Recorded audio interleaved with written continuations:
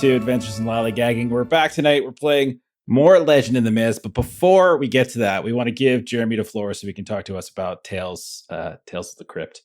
As Long was monopolizing all of like our pre-show time, talking about his fancy trip to California. Such a cool trip.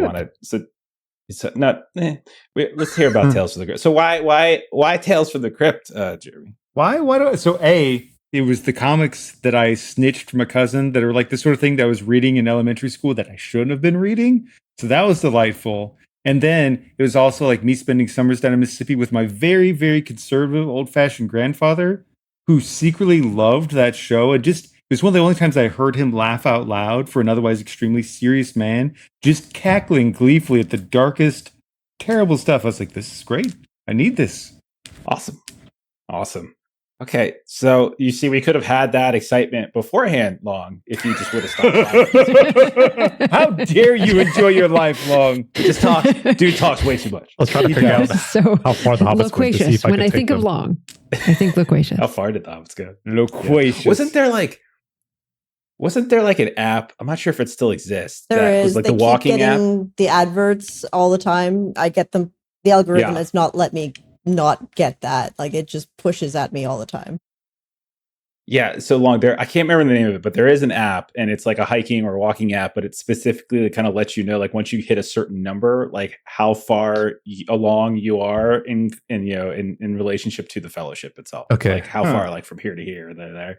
How do you figure out that number? I remember it was pretty big a couple years ago. I don't know how popular it is these days, but I definitely remember that because I think I want to say like it was maybe COVID years that came out when people were finding things to do with their time, but I don't know.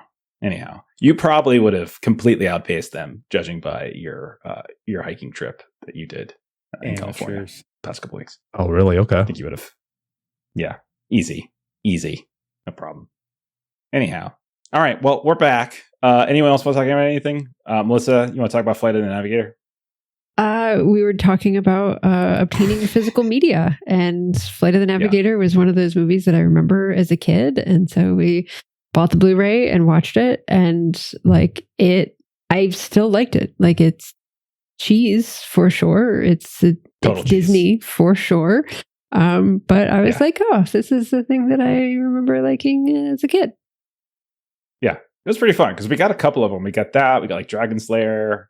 Nice. So we get Excalibur. We got Excalibur. Oh, I love Excalibur. Yeah. What else? There's another one. Oh, Krull. We haven't watched Krull yet, though. We're getting to watch Krull. I love Krull. Yeah. Oh my God. The scene, I'm not going to say who, but there's that one death scene with like this smushing thing that still lives like rent free in my head. Like whenever I go down a narrow hallway or something like that, like I still think about that scene. Just like, I don't know why. It's never going to happen, but like just the idea of just being. You might. Whatever. You should be afraid. Anyhow, you never know. So, all right. Well, we're ready to go. We're ready to get back into this. See if we remember how to play. Okay. So last time around, we had picked up last episode when we were by the carcass of that giant like whale or sea creature that you had found the night of First Fall Festival. You learned it's something called a runevald, like one of your old fisher folk seem to know the name of it, based upon stories they were told from their grandpappy and such. And it got pretty late in the night. Morgan, at one point you spotted your friend Poe and Jack having a conversation, and it was fairly animated. You couldn't catch up with them in time to hear what they said before Jack ran off. And when you kind of confronted Poe sort of shrugged it off, just said it was late and a growing boy needs his sleep, that kind of thing. Snaggletooth and Kick, you both were still hearing this humming that had been kind of stuck in the back of your mind since you tried to push the creature back into the water. And there was like the crowd that was starting to grow. There were barnacles and stuff that were popping off here and there. Eventually, Mayor Hild kind of followed your lead when you tried to warn everyone away and send everyone back to Isvig. Lloyd, you actually offered to take sketches of these runic symbols that were almost like emblazoned onto parts of this creature over to Auntie Eldren, because you had learned that these runic symbols were like the old tongue, whatever that might be. And Auntie Eldren is like one of the only people who might know what they mean, her and maybe the elves. And so she accepted that. So then we had like our our home scene stuff, our fellowship scene stuff. We kind of gave those rules a try. We learned a little bit about everybody. Snaggletooth, you went back to your farm. You had an odd dream where it seemed like you were actually looking through the eyes of the sea creature, but then you eventually woke up. The humming was lessened. Your shoulder was feeling better. Lloyd, you snuck into your uncle's workshop, and you wanted to steal a special candle that you could perhaps use to bargain with Auntie Eldren. And then you tried to go get some sleep at your hut, which probably didn't work out too well because Kick wheeled over her blacksmithing cart and started working on these little belt lanterns for all of you, and kind of kept everyone up all night on that side of town. But that focus on your work did actually help you get rid of that humming that was in the back of your head. Morgan, you took one of those barnacles from the Runevall, and then you tried to do some night fishing by the docks. And the waters were kind of sort of devoid of fish for some reason at that time. But eventually you caught a few odd ones just before dawn. And you spoke with one of your buddies, one of your drinking buddies, Olin Bach, who had said that the runes on the Longstone, which were also in the Old Tongue, apparently mean here is the keeping place, here the land remembers. And that was kind of the last thing you really did. Then you all took off to head to Auntie Eldren, which is like half a day away. So you started moving along. The rain started to come down. And a little while outside of town, you found an injured muskox who had been attacked by some kind of large, probably cat-like mountain predator. Snaggletooth, you managed to patch him up a little bit, but it got a little panicked at one point and knocked Kick onto her ass. But otherwise, everyone was okay. Then you got to this bridge that connected over to where the meadow is. You ran into this married couple coming up from Tor Hollow, one of the southern mining towns, Malus and Davy Dorn. And they also said that during their first fall celebration, that something weird happened as one of the tunnels in their mines collapsed. But because it was a holiday, no one was hurt. But they did also mention that there was something that they kind of uncovered that seemed like it could have had similar runes. And eventually, he gave Snaggletooth some yellow ore. Snaggletooth, you gave back some brew because Old Morse, the tavern up in Isvig, up in your village, had basically burnt down. They might not have a whole lot. So you traded that. You parted company. You made some friends. You made it into the Ghost Meadow. And as you were starting to move across it, you noticed in the distance about 1/3 of that old oak tree that people used to kind of ask questions to and find out the answers to about a month later. You noticed that the old oak had kind of split somewhat, and a big chunk of it had fallen to its side. And there was kind of this palpable sense of dread in the air. So we're going to pick up right at that moment. And all of you, go ahead and give yourself a status, Gloom 1, as you feel this kind of palpable, like it's like the wind gusts and hits you for a moment. You see the tall grass in the meadow, and as everything kind of shifts around, like there's this moment where everything just feels like it's pressing down on you, almost like a humidity, but emotionally at some point. But you look up, you see this like busted tree that for your entire lives has been like this iconic symbol, this landmark, right? That people would go to and like a few of you have had personal experiences with, and you see it's damaged in some way. What are all you doing in this moment? Morgan is just looking to Snaggletooth. This can't be. What will we do? Well, I guess. I mean, I don't want to. Probably wouldn't hurt to go take a look at it. You know, sometimes you can patch up a chunk of a tree once it's been broken off, and you can save part of it. So, I guess go look, see if there's enough worth saving. Yes, save the ghost tree. I don't know. We definitely should. It's very. We've come to rely on it. Yes, we do. There's something that we can do. Yes, we must go take a look closer. Lloyd. Yes, we did take a closer look at this tree. Yeah, all right if we have to. I'm feeling a bit scared. I remember the nightmares I've told you about, Snaggle. Oh, yeah. It's Ghost Meadow. A bad feeling. Well, the nice thing about facing it in real life, when it's in your dreams, it's all like abstract. Ain't nothing you could do about it. But when it's there in front of you, you face it, you move through it, you're better. So actually this is probably going to help you. You're lucky. Yeah, it makes Indeed. sense. And Morgan's gonna like clap Lloyd on the back like really hard. Like Snaggletooth is right. This will be good for all of us. We will figure this out. I doubt that. Heavy-handed with the clap on the back. Okay. So if you get closer, you start trying to inspect it a little bit more. So the meadow itself is fairly large, and it's high grasses, but otherwise it's fairly flat. There might be some sort of stones and boulders here and there, but for the most part, it's like these tall greenish yellow grasses, and then there's that one solo singular tree, right? And far to the other side of it, to the west, where you get to the edge of the forest itself, is where you'll find the hut of Auntie Eldren. So as you approach, you notice like the sky overhead has this almost like pathetic fallacy quality to it as it kind of starts to darken. You see the clouds begin to roll, and it rained earlier in the day, but it started to light up, and now you start to see the clouds begin to darken even further. And every step you take closer and closer to the center of the meadow, you just feel like, again, this heavy sense, this palpable sense of gloom and despair begin to weigh on you. You start to feel the grasses like almost wrap around here and there your legs to where like the physical act of moving is almost becoming a little bit harder, but not to the point where it would actually impede any of you.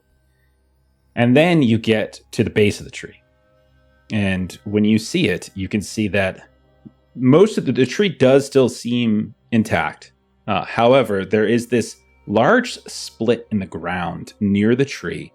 It does look like a chunk of the tree is still rooted, and so it's probably not dead. But you see a huge split in it, where a massive branch, like not the trunk itself, but a massive branch has ripped free, and then the top of the trunk has split a little bit down the middle.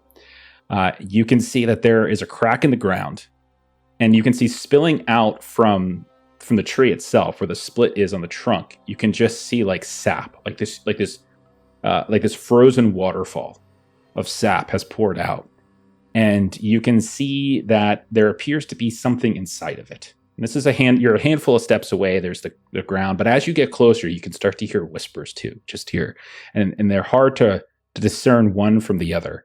But it's as if like when the wind shifts through the grass, you start to hear voices. Again, nothing stands out, not one singular phrase or word, but just one after the other.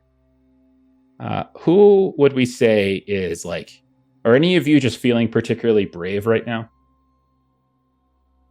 Morgan, I would say is determined. Okay, so Morgan, what would you want to do right now? Morgan is, good gracious. So Morgan wants to kind of assess this area. So there's the tree, there's the sounds, there's the knot in the tree that Snaggletooth and I like put the kind of questions into to receive answers. So it's really kind of a closer examination of this to see like, can I use some rope to kind of put some things together? Like what can we do? What can be done? I don't know that rope is going to help. It's not, you can't necessarily put the split branch, like the giant bough that fell. You can't like tie that back into the thing in any particular way.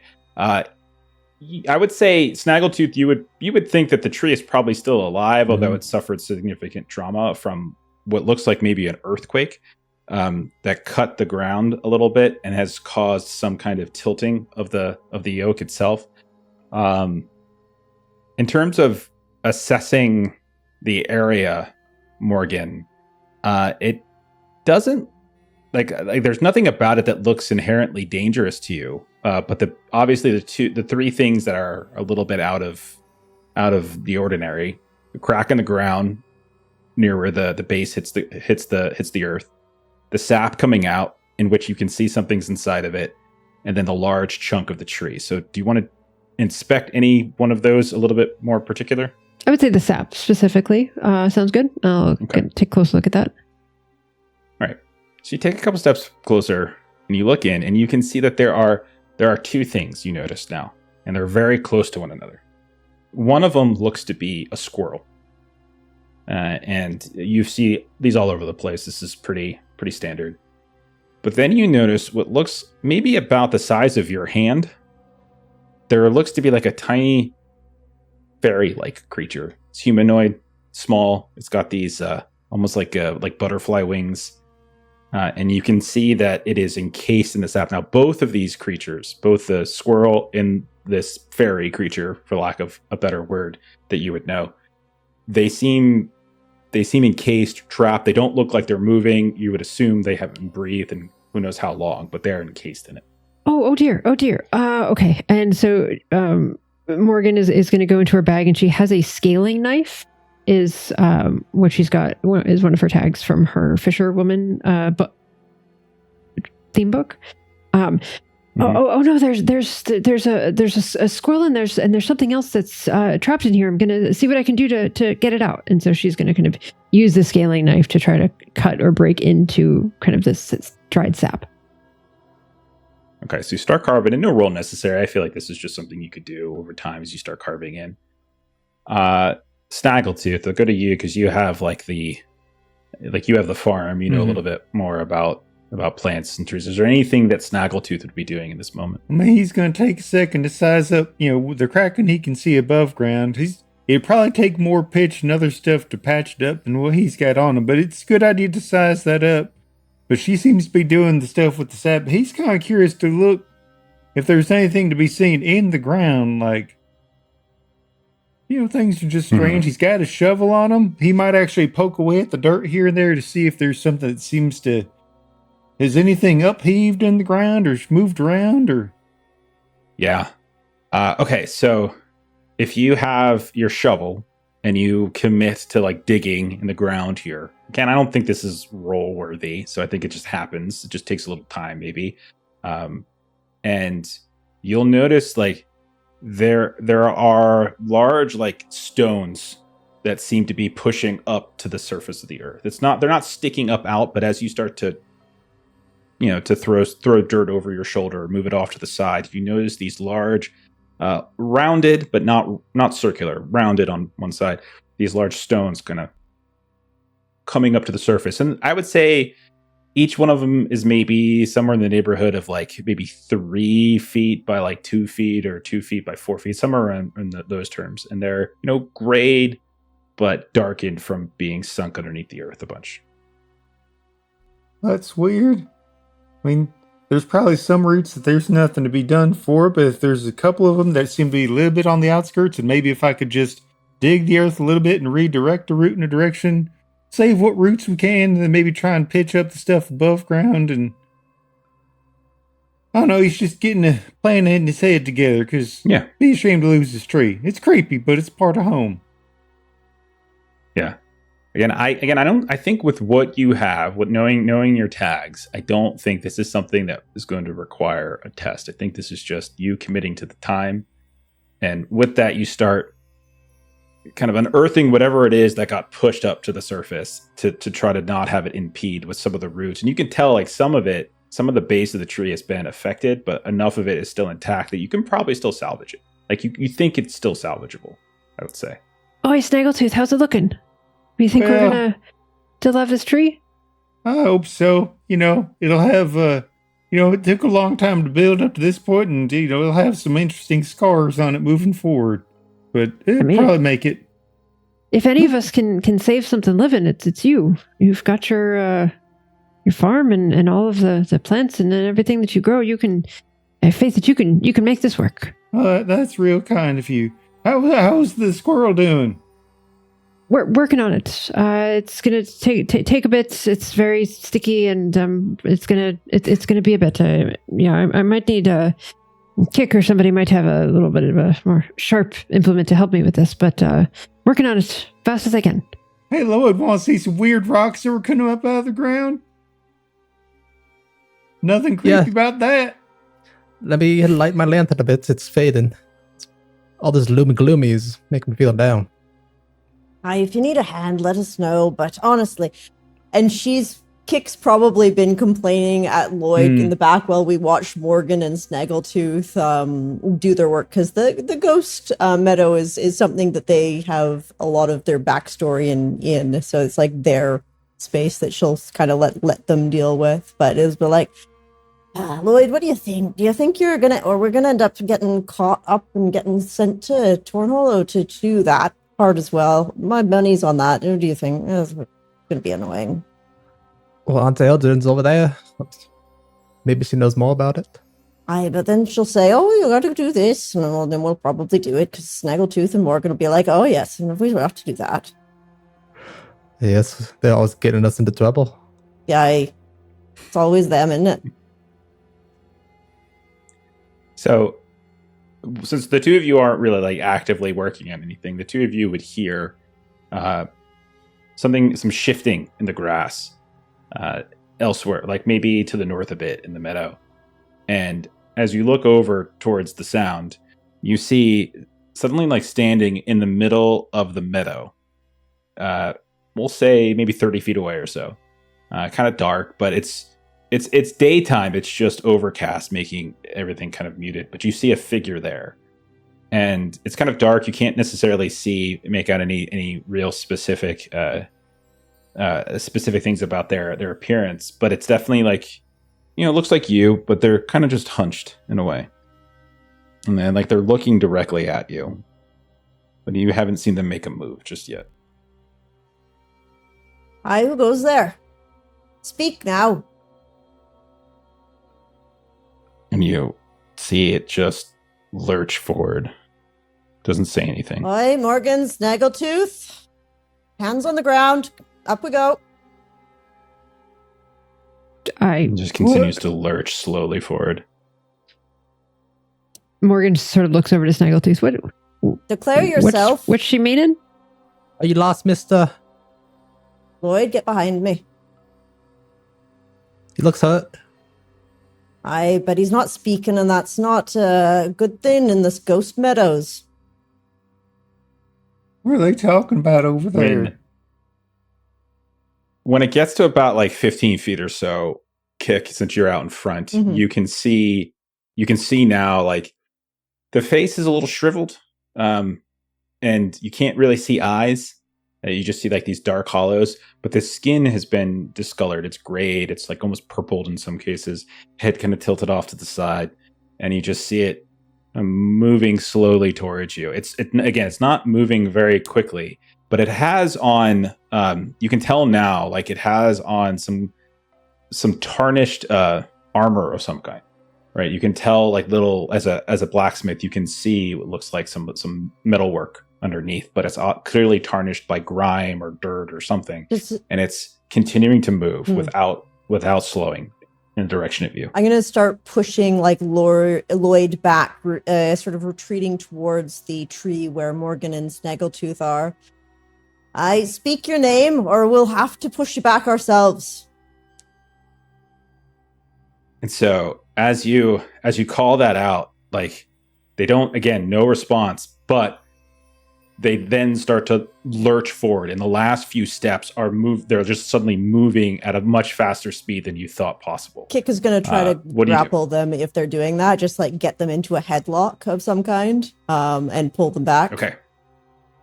All right, go for it. Put together. This is going to be a roll. Yeah. This will be. This is going to be. We'll call this tracked. Okay. So put together a. Now, okay, so I have strong as an ox and lift heavy load. I guess a human body. Yeah. Okay. And especially since you're specifically describing it as like trying to grapple, I think it's most appropriate for sure. Yeah, she's not that into just attacking. Hardy. I think so. Right? Yeah. Cool. Okay, and then obviously I'm gonna take the negative sentimentality. The reason I'm grappling is because she's not wanting to actually hurt someone in this instance. So that, and then I do have battered at tag 2. Would that also give me a negative?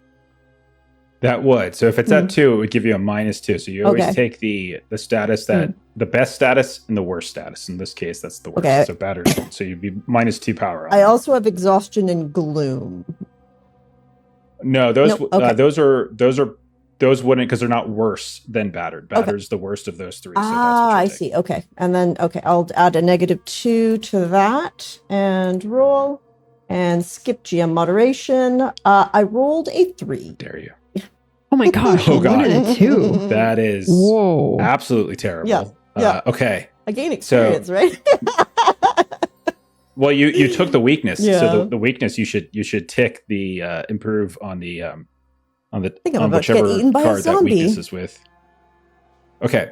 So I think since you rolled so bad, this thing is going. Yeah. Oh no. You reach out to try to grab it, but maybe like the uneven ground here with like the crack in the ground, the roots, all these different things, you just stumble a bit and you lose your balance as you reach out. And instead, this thing manages to grab you, and you feel yourself just get spun around. And it is, the stench of this thing is almost vomit inducing, but you feel its arms, these surprisingly strong arms, just wrap around you, and you instead are actually going to take the grapple 2 condition, and its head is still tilted off to the side, and you can tell it's like almost looking like it's going to like headbutt her. It's just kind of smashing its head against you. Lloyd, I'm going to go to you because you, I think, were the next closest, and Kick had pushed you behind her. Lloyd, what do you do in this moment? Yeah, but I'll get off of I'll come up and bash him with my little hand lantern. Aw. Okay, so you rush up, you take the hand lantern, and you smash down. What tags are you going to use for this? Does lanterns attack? I forget. Well, you got I know that Kick had made the lanterns for everybody. So if you're using the one that she made, you totally could, because it was supposed to be like a belt lantern. You can grab it off your belt. Yeah, it's and smash iron it. and So, glass. Yeah. Nice. Absolutely. So you could take that. So that's one. What else do you think? Not really a I fighting think type. acrobatic agility. Okay. I think acrobatic agility would make sense. You have to because you're getting your balance over top of like the rough terrain, and you're trying to hit without hitting Kick, because now Kick is wrapped up in this thing's arms. So I think those 2 for sure. How about point out peculiarities for like a weak point? Okay. I would probably want that. That's one of those things I would say you would want to do a setup action. Oh, I see. So like you study it first, roll, and then that kind of creates something. I wouldn't necessarily, but you could like study it for a second as it was coming towards you. So while it was slowly shambling towards you, if you want to try to do that, we can retroactively say. And so you could try to do a roll just on trying to figure out a weak spot for this thing. I'll skip that and say it was behind Kick, and she kind of pushed me behind her and didn't get a good look. Okay. All right. So give it a roll with the couple that you do have. It's such a good visual of Lloyd just like kind of like, like cowering behind Kick, like and kind of sighing, like, oh, I guess I gotta do something. Did you say gloom would come into effect here? Gloom wouldn't affect this. Okay. No, gloom wouldn't affect. If you have any physical, because this is just a physical action. Oh, I barely missed it by 1. I got a 6.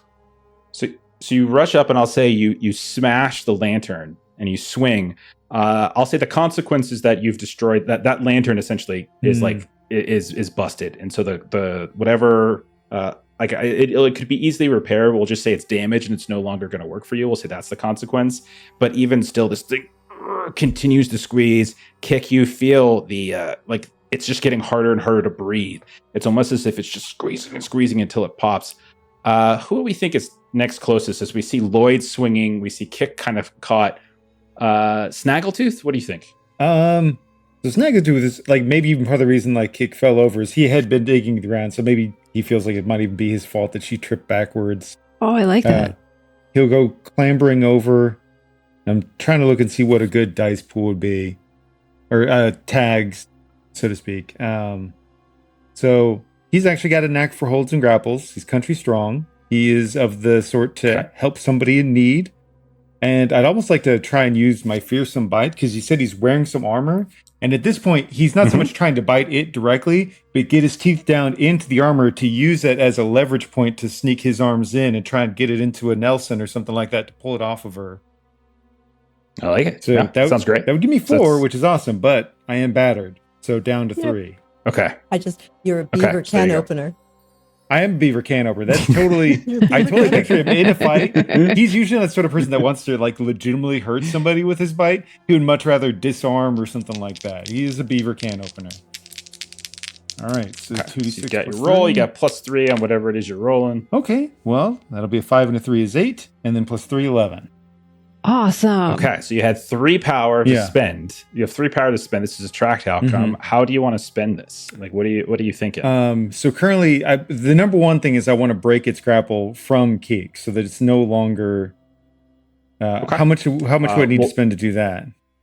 I would say 2 because she had grapple 2, so you Okay. can spend 2 power to buy that down, and you still have 1 power left if you wanted to create some kind of status, Okay. like pierced or weak spot or something like that. Yeah, I think I would like to, because especially if it's wearing armor, I would like to have maybe torn its armor to some extent so it's less Exactly. defended. Yeah. Okay, so we'll say like it's armor damage or something like that, or like there's a chunk removed as you rip out with your mouth this like kind of partial breastplate or something like that just gets torn off, and you see the back pad just falls as well, and so in its place is this kind of rotting, kind of festering torso and all sorts of cloth. And so you have a bit of that in your mouth maybe, but not enough to make you sickened. And you're able to quickly spit it out. But in the process, like this thing whirls around, loses its grip on Kick, and Kick, you go stumbling free. And so now, Snaggle, you spit this to the ground. You're next to it. Kick is next to it. Lloyd is next to it. Morgan, what do you think you're doing in this moment as it looks like it's whirling around, like wildly swinging now with its long, gangly arms? And she was just like kind of moving around kind of a little bit wide of kind of the direction that Snaggletooth took. Like, oi, you leave them alone. Leave them alone. And so she's going to come in. She's got Tavern Brawler. These are all her drinking buddies. She's got Drunken Master Brawling. And I had a scaling knife out that I was already using when I was trying to kind of cut into the sap to free them. So basically, like I have that in my hand. And so that's kind of like as I'm coming at him, I would like to use that knife. And I think if you take advantage of what Snaggletooth was just able to do, he gave it a negative status of it like being like unarmored a bit. So it's got a weak spot now. You can get an extra point of power from that as well. I think that puts me up to 5. So Nice. I am... Yeah. Nothing could possibly go wrong. No. I can possibly roll 2 Definitely ones. don't roll double ones. I did not roll double tooth. So that's 9. It's still a 9. Yeah. Okay.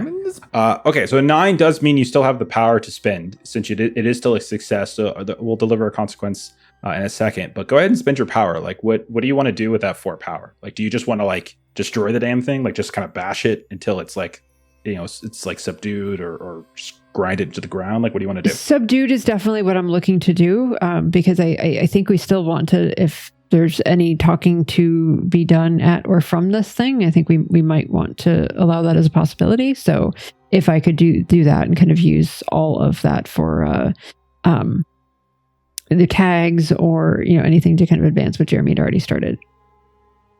Okay, so its armor goes flying, and then that allows Kick to step away. Morgan, it leaves an opening for you. You come in and just start wailing, drunken, brawling away, and this thing collapses to the ground.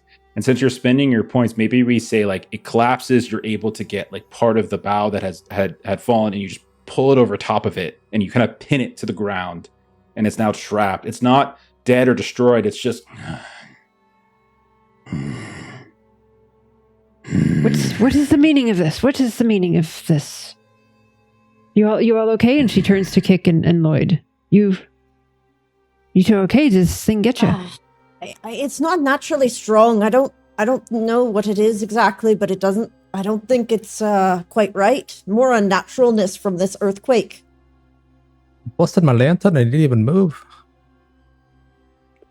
Oh, that's most unfortunate. So that's work you did in the wee hours of the morning, Kick. Exactly. Well, if you want to put a positive spin on it, your nightmare came true, and you stepped right in there anyways. Good on you, Lloyd. That thing does scare the hell out of me. It tastes something awful too.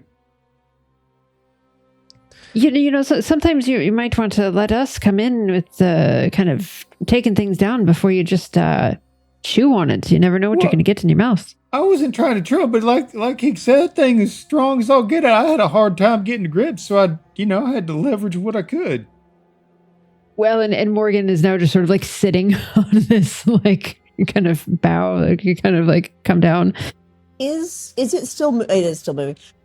Snaggletooth, you've got your shovel there. Maybe we ought to.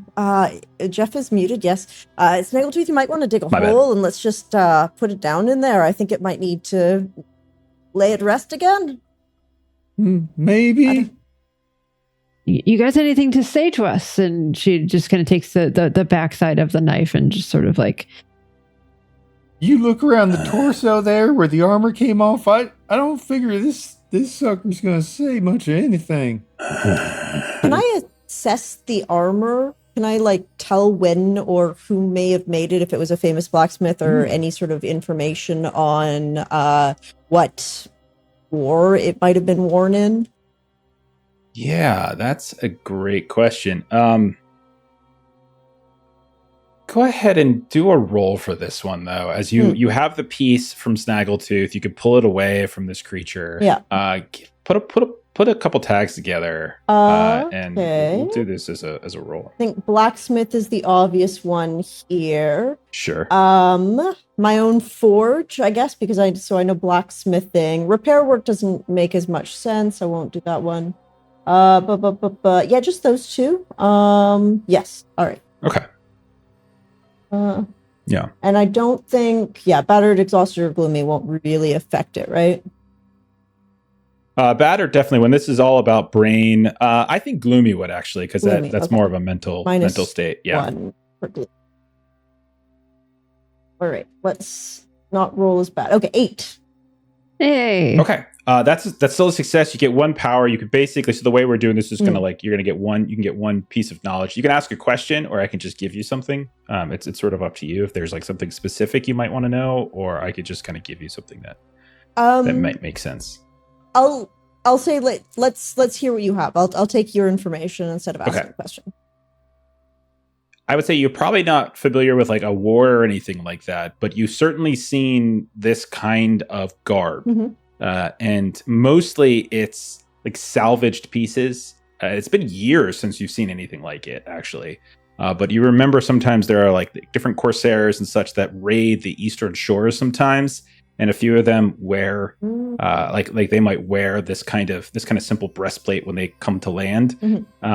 And that is the closest equivalent that you've ever seen. It's like these people on these ships that used to come up onto the eastern shores. The most common place that gets attacked is Gravel Bay. Like they don't really come so inward to get to Isvig, but like the sort of the swampy coastal area to the east, and usually that's a place of like ne'er-do-wells and sort of tough folk and everything, and for good reason. But no one's really heard, at least 3, 4, 5 years maybe it's been since anything like that has happened. But this is definitely something from them. So it looks like it's foreign metal, but also old. It's not been, I think Gravel Bay is the only one that's seen any sort of combat, if you will, even in the last while. And that was 5, 6. I haven't heard of anything. Don't know if you've had, but it's old. I think old work and not from here.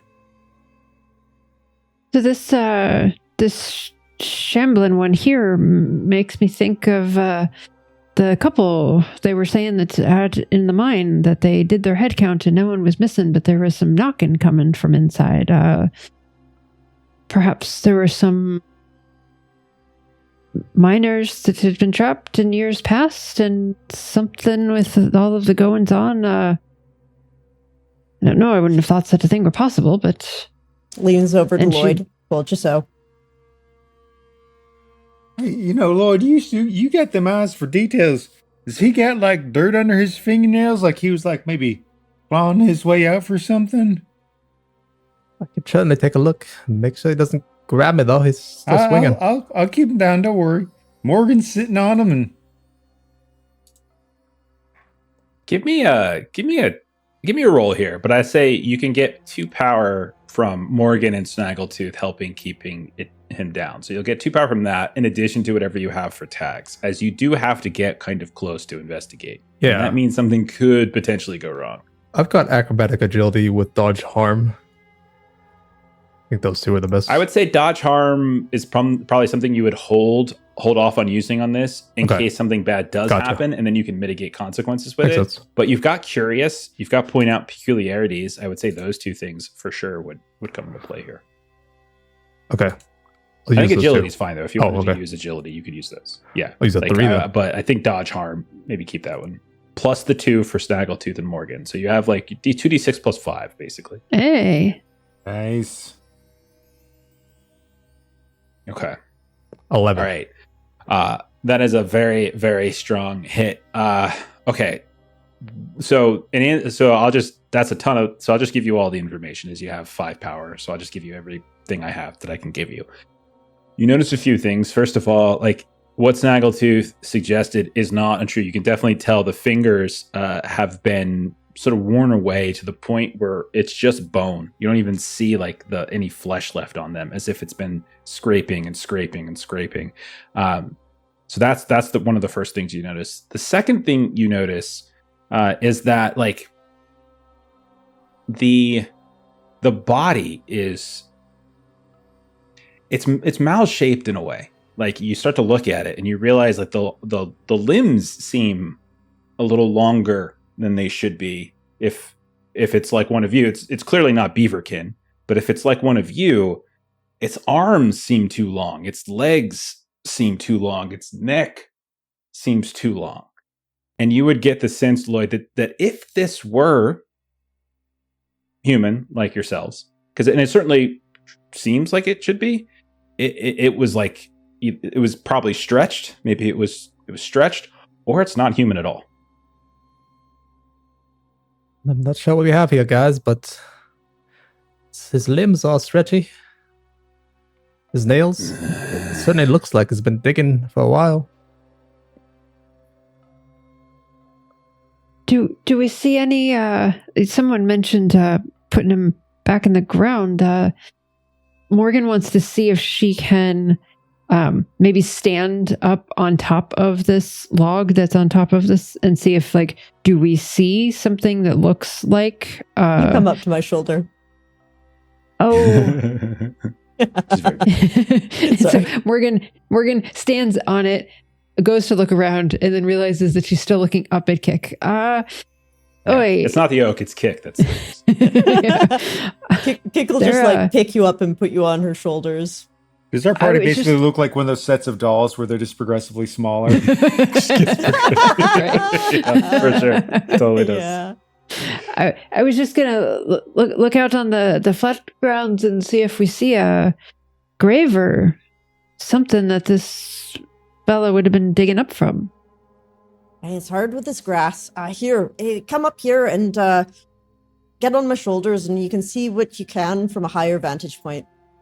Oh, hey, Snaggletooth, you got him? Not gonna go writhing around anywhere? I get it. I'll use my shovel to kind of leverage a little bit and shovel some more dirt down on top of him. And so, like, you're basically burying him under a mound of dirt in like part of this large bough that broke. Morgan, you climb on top of the shoulders of Kick, and as you get a much higher vantage point, you actually do see scattered amidst some of the higher grass. There are some churned earth here and there. Does look like something else has come up, or there's a disturbance for sure. Well, it isn't just the tree. There are some spots there. I'd have to look at them a bit closer to see, but it's a right head scratcher. What we think might have happened here.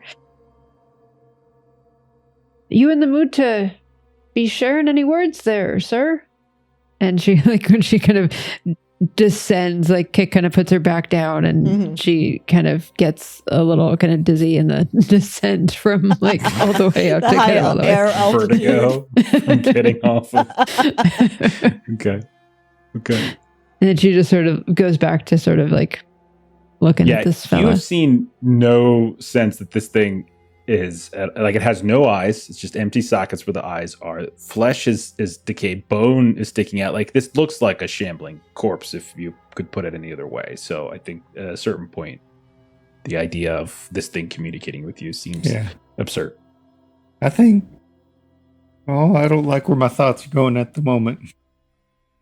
Are you thinking what I was thinking? I don't think it's wise to just leave it. Because, like, it's done crawled its way out of the earth once, and if, like, we could bury it, sure, but it's just gonna, it might catch the next person off guard. Put it out of its misery, eh? Cremation. Yeah, that's a good idea. Aye, well, it helps when there's a plague about to keep the disease from spreading, and we certainly don't want this spreading, so we can't burn it in this grass. It's too long. We're just going to spread it and it hit the woods. Let's go back to the road, maybe. So first, and Morgan kind of looks at the scaling knife that was in her hand. I think I'll just do a last little bit so that we can drag it. And so she'll kind of like, since this thing is fairly restrained, she just wants to kind of like take the knife and just see if she can put a knife. Well, I got an idea. Being I'm a pretty resourceful guy and whatnot, and we've got a bow of tree. Like, we got a good chunk of tree. What can't be saved, we take some branches of that, get his arms back, put it between the elbows, behind his back, and then do that, and then tie his hands together. That way he ain't got no leverage to do nothing with his arms at all. Take another piece of tree, shove that in the mouthpiece, But are you saying we're going to burn him? If we're going to move him, I don't want to move him without make sure he ain't going to bite me. Or anybody. It's not just about me. I really don't want to get bit. Oh, no. Okay. We'll yes, we'll do that. Or maybe, old Auntie knows something about this. She knows all sorts of weird things. Yeah, actually, Jeff, is Auntie Eldren, her little hut is on the edges of this meadow, or is she still further away? Further west to the other side of the meadow, like, 30-minute walk that way to the west. We could, not that far away. We could drag it with us and have her opinion on this wiggly bit of crap. That's not as long as we think it's safe to do. That might. Yes, if she Snaggletooth would wants know. to tie it up with all of the tree, then I don't see it being a problem. I'll help. I've got rope. We can do this. That's right. You got rope. Do it together. I do. We can put something together then. Oh boy. Okay. I do still, and she's remembering that before all of this happened, she'd been trying to like rescue some things that are in sap, and then like as she's kind of looking at the knife, and she suddenly kind of the thought comes back to her. Oh, I was trying to rescue the. Oh, you've got this, yes, and then she's gonna like run back over. Okay. You have this thing sufficiently restrained. Yeah. You have the tools. You have the plan. If everyone's focusing on, I'm not going to make any additional rolls, but you're able to very carefully kind of keep it bound, keep it from slashing out at you. Once or twice, it maybe grabs like a part of your bag or something like that, but it never gets to a sensitive area. Morgan, when you head back over and you continue carving, like you're able to carve out a chunk of this hardened sap, and it is quite hardened at this point. Where that fairy, again, about the size of your palm, you have it now. It's clearly deceased. It's not moving. It's not functioning. You're doing your best to clean it. And then the same thing with the squirrel, which is roughly the same size, to be honest with you. So, but the tail makes it look a little bigger. So you have both of those. So you can put those in your backpack. Okay. Yeah. So I'll take these to Auntie as well. Okay. Off to Auntie we go. Get a move on. She's not going to be happy about this. No, I'll be right where she will when she sees all this mess. We do not come empty-handed. That's true. Aye, we got a candle. Well, yes, if candle. she doesn't like any of the rest. I would take just one quick second. Them rocks that were coming up, did they have any weird, stuff on them? We're all going to her to look at stuff. Yeah, when you pull them up, you notice like they're tarnished, they're kind of covered, like they've definitely been buried for quite some time. And when you start to pull them up, you don't see any carvings or writing on them. But one of the things you would know, Snaggletooth, is that they are abnormally smooth and hewn in places. Like they're broken here and there, but they almost look like someone has put some effort into creating like a piece of slab. This looks like construction material. Like it's just kind of bubbled up to the surface. And there's a handful of these. Stone coffins, maybe. Maybe. Did you say coffin? His fingers there look like they've been scratching on things so long that the skin's gone from them. What would do that? Stone, certainly you wouldn't be able to break out. Stone coffin. Oh, Lloyd, don't you know all about the village and all of this? It's just something that you... Oh, Lloyd, you know about undead things and stone coffins, right? Somebody's got the tags that's all about the village and this is home and all of this is the village though. Just so you know, this is the village. This a thing that we would know that there's a whole buried I don't think so. Coffins I think everything that's happened here, with the exception, I think you all, because of your relationship with Hickory Jack, know that such things as fairies and things exist. And he says he talks to one, but you guys have never really seen it, probably. He's referred to her, but it's never quite made a whole lot of sense to you. And you guys know that elves exist in the forest, and I know that Snaggletooth, you've engaged with them, but they aren't fairies. They're, they're not like Lord of the Rings, beautiful, tall. They're a little bit more kind of strange looking, but they exist, and there are clearly rumors and legends about the beings, beyond the forest, right? These ancient things that don't go in there because people don't come back out. But in terms of the dead bubbling up from that is new to all of you. No. I was wondering more if we knew that there was a burial site out this way or something, just fairly on that end of things. It is a large meadow that has weird ghostly whispers and does weird prophecy from time to time. And you guys have had various interactions, but no, nothing like that. Yeah. Okay. Yeah, that's all I was. Yeah. Okay. All right. Off to Auntie's and see what kind of reception we get. Yeah, for all we know, maybe this could have just been a normal tree and it just got planted in a darn weird place. I don't know, but all right, I will help you keep this one in check as we make this walk. To carry parts of him, I can do such a thing too. Yeah, if we all just hold on to some sort of big stick and kind of poke her from different directions, it's a lot like moving a farm animal, just real creepy like. Hopefully Eldren won't mind so much on this. If it's anything like moving a farm animal, Rabbit was in trouble. You did have some trouble. You climbed onto the roof and into the chimneys a bunch. Yeah, if we meet one of these things that moves like Rabbit, I'm just gone. That's fair. So you guys have lingered in this meadow for a long enough time that it's gotten dark. It's not nighttime yet. I would say it's afternoon to late afternoon.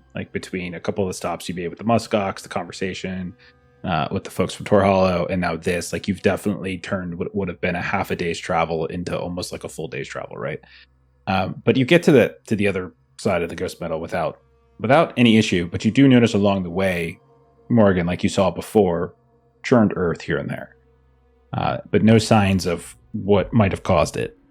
When you eventually reach the edge, you can see the hut. The hut, it sits effectively where the Ghost Meadow meets the forest. It's half buried, the hut itself, in the earth, and it's cloaked in these shadows that's cast by the western trees.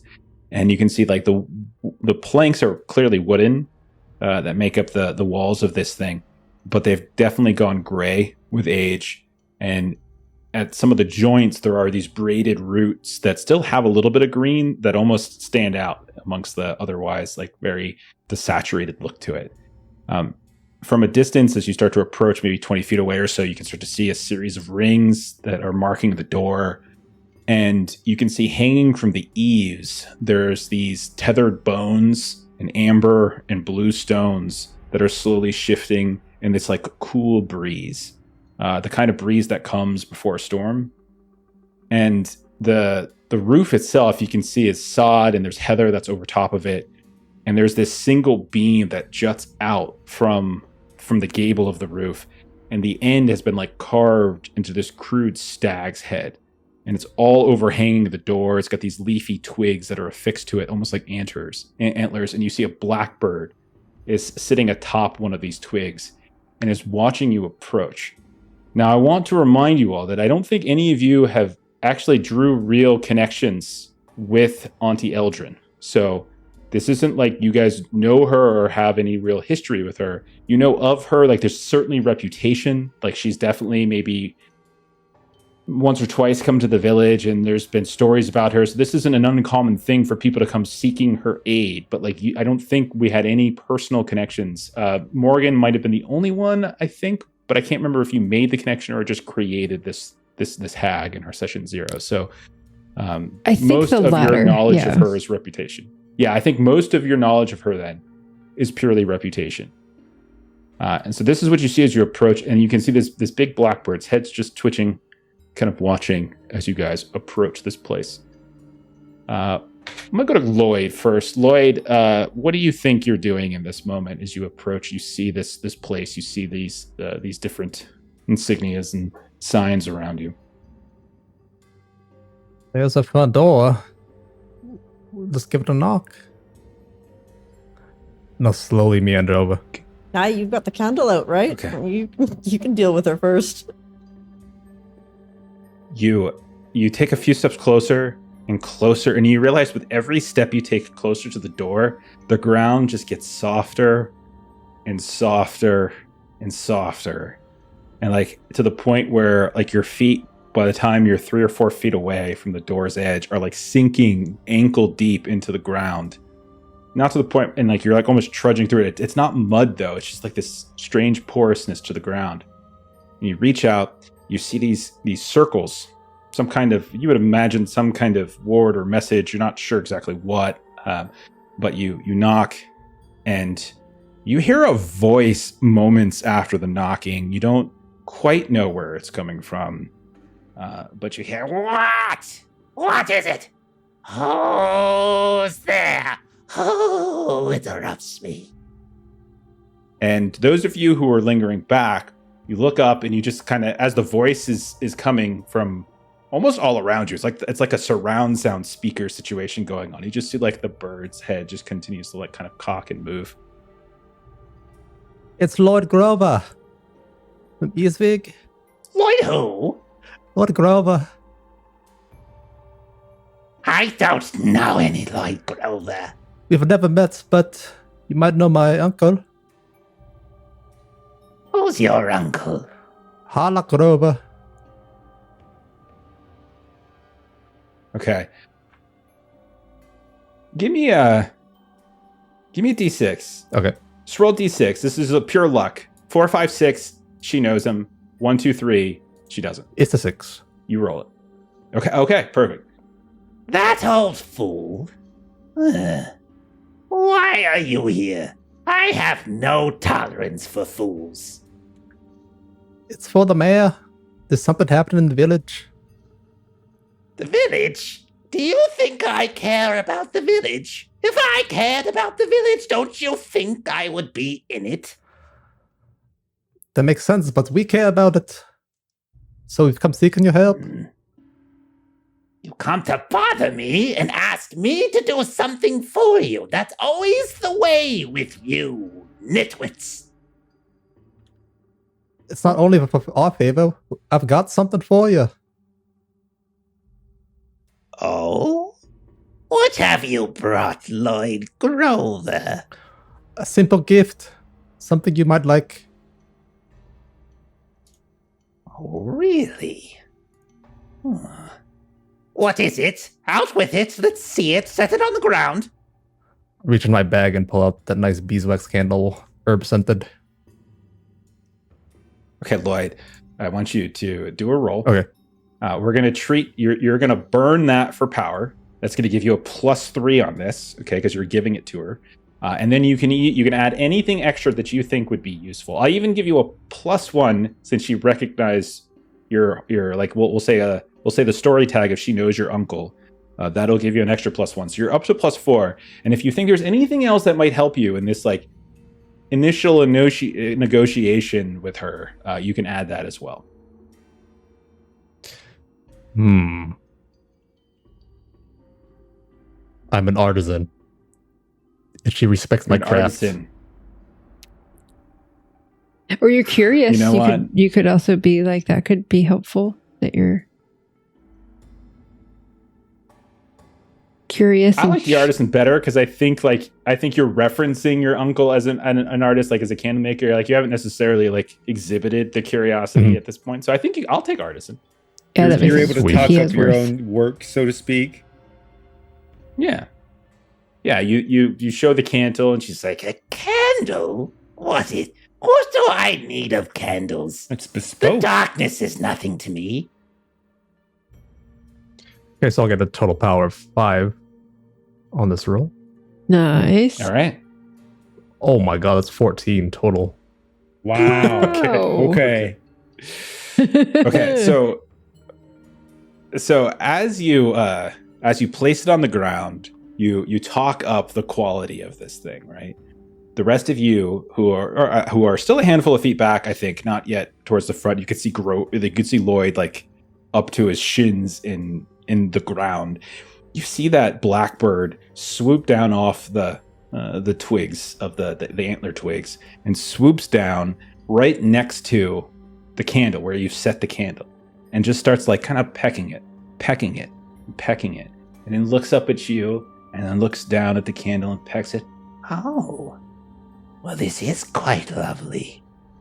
Did you make this, Lloyd? Or was this your uncle? This is one of my uncles. So you don't know what he put inside of it, then? I only know there's herbs and beeswax. I don't know what kind or where they got it. So you don't know what it does when it's burned, then, do you? I haven't burned it myself, no. Seems as though your uncle keeps secrets from you, Lloyd. Secrets? He tells me everything. But what he put inside, and what it does, and why I want it. Guess I never really asked. I thought young folk were meant to be curious. You don't seem so curious there, Lloyd Grover. You got me there. Do you want it or not? Of course I want it. Of course I want it.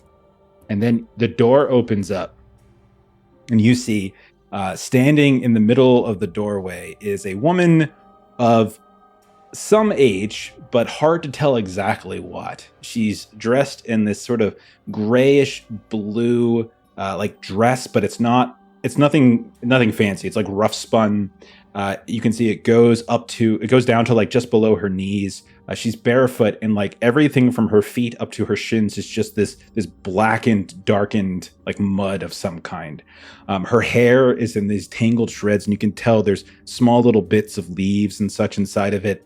Her face is muddy, but again, it's hard to really get a read on her age. But you notice her eyes are these like golden irises, like they're just absolutely golden as the door opens up. Lloyd Grover? Well, give it here, give it here. Here you are, Auntie. Oh, we are such informalities, are we? Come in. What are these folk back here? Underlings of yours, Lloyd? No, they're my friends. Guys, You can come in. Did you warn her about the dead body that moves? Yeah, we cannot come in. We're still wrangling. You've got a mighty unruly neighbor up from over yonder. Oh, another one of those, is it? Well, put it in the back with the others. You're big enough. Drag it around, drag it around. Others? Aye, all right. Yes, in the back. All right, well, here we go then. Mean for us to tie him up? Well, he already is tied, I think. Yeah. Well, I just mean like, all right, we'll go back and see what there is. There's a pit. Put it in the pit. Go. So many questions. Find the answers yourselves. And so, who goes into the back? I would go in the back. I'd probably just lug it. Yeah. Okay, so Kick is strong. So I'll say Kick and Morgan, maybe the two of you just like, and then maybe Snaggles stays out front. And you go around just back. Hangs from enough. And you see, like, in the back, there is like a little setup for like clearly where like wood chopping would be done, and there's like a stack of like lumber and such. And then you also see all these little gardens that have been situated with these carefully created but crude little fences and things like that.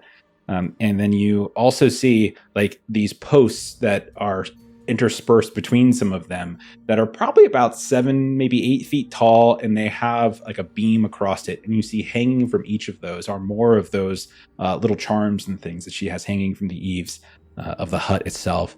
And then you see all the way in the back, you hear and you see this deep pit, and beyond where the gardens are. And you see there's probably about 6 of them in there, all tangled together. And every time they make it like halfway up this darkened, muddy wall, they just slide back down. And they're all kind of shifting and moving. And they look almost identical to what you all have dragged over.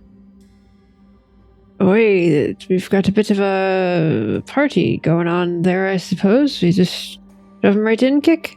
Hey, let's just toss them in with the rest. Here we go. 1, 2, 3, up. So you throw it over and it lands. And you see one of them was like halfway up and just hits it, and it comes back down into this big tangle. And the rest of them don't really even seem to respond to it other than the physical act of being knocked down. And they just get back to kind of moving mindlessly. None of them seem like they can do anything. Every time they reach a certain point in the pit, their hand just sinks into the side of it, much like Lloyd's feet.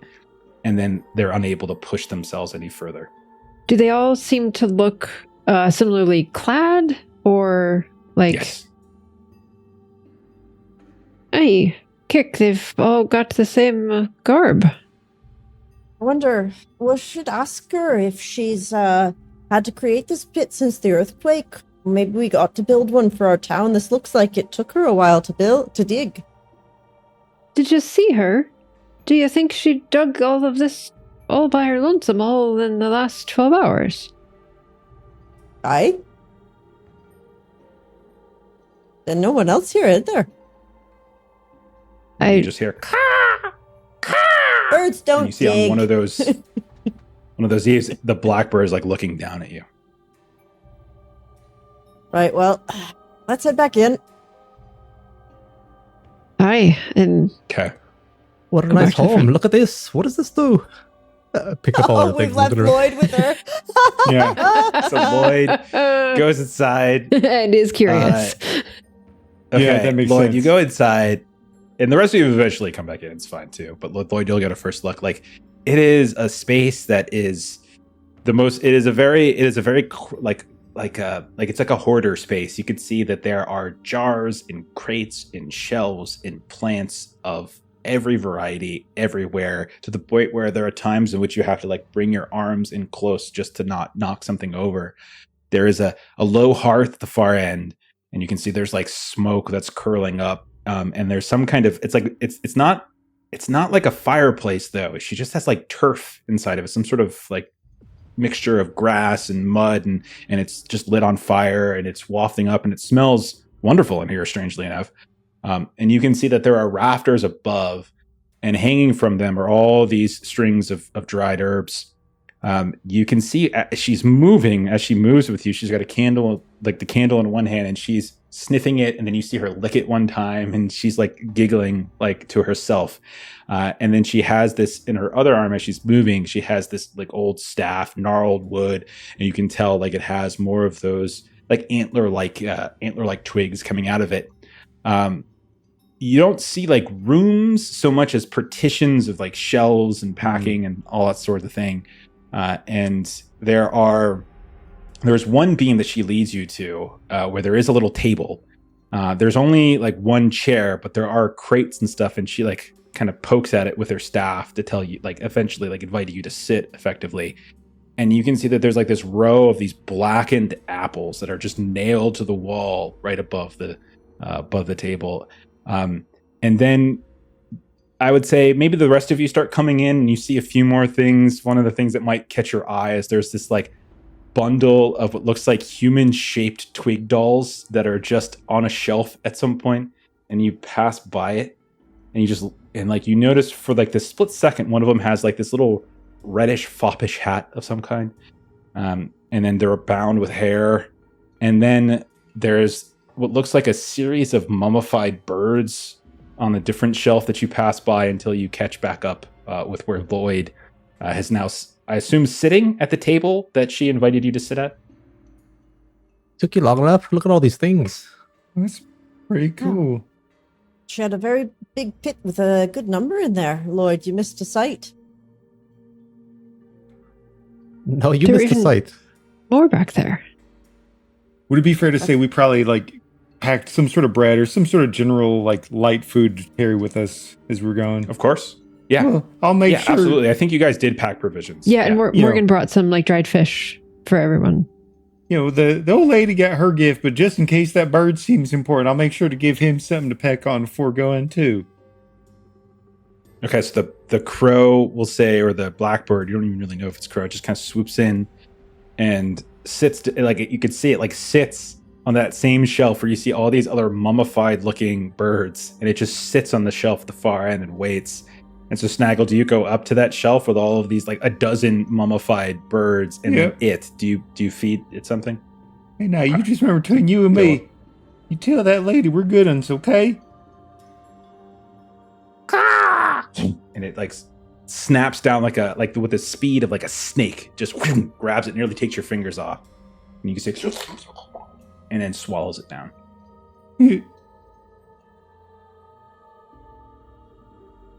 Do Morgan or Kick do anything as you come inside? I'm going to welcome raiders from Knights of Silvermoon. Thank you very much for joining us. Thank you for the raid. Appreciate it so much. You had a good We are game. visiting a witch in the woods. It always goes well. Yeah, everything's going great so far. You Yeah, guys are crushing it so far. yeah. This place, Morgan wants. Oh, go ahead. Oh, Go no, ahead, I was just going to say, this place it sounded narrow for Lloyd.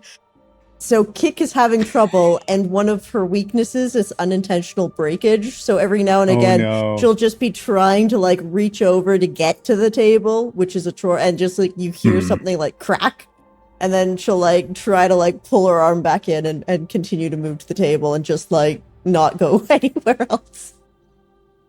Okay, so you just kind of like stop at one point as you hear just a smash of like this jar falls, or like clay pot just goes rolling around on the ground. This place is not built like for soil me. spills out of it. Yeah, you're like the classic bull in a china shop phrase going on right now, basically. Okay. What about you, Morgan? Anything you do as you come inside? I would say that Morgan was immediately intrigued by these twig doll things that kind of were pointed out, because kind of she's all about kind of her friends and buddies and all of that, and so seeing one of these with a little red hat is going to be immediately interesting to her.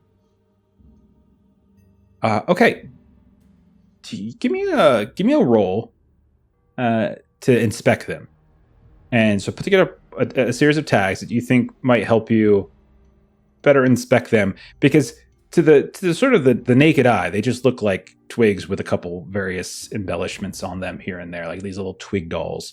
But if you want to give it a closer inspection and maybe see if there's something you could observe, we could definitely do a roll there.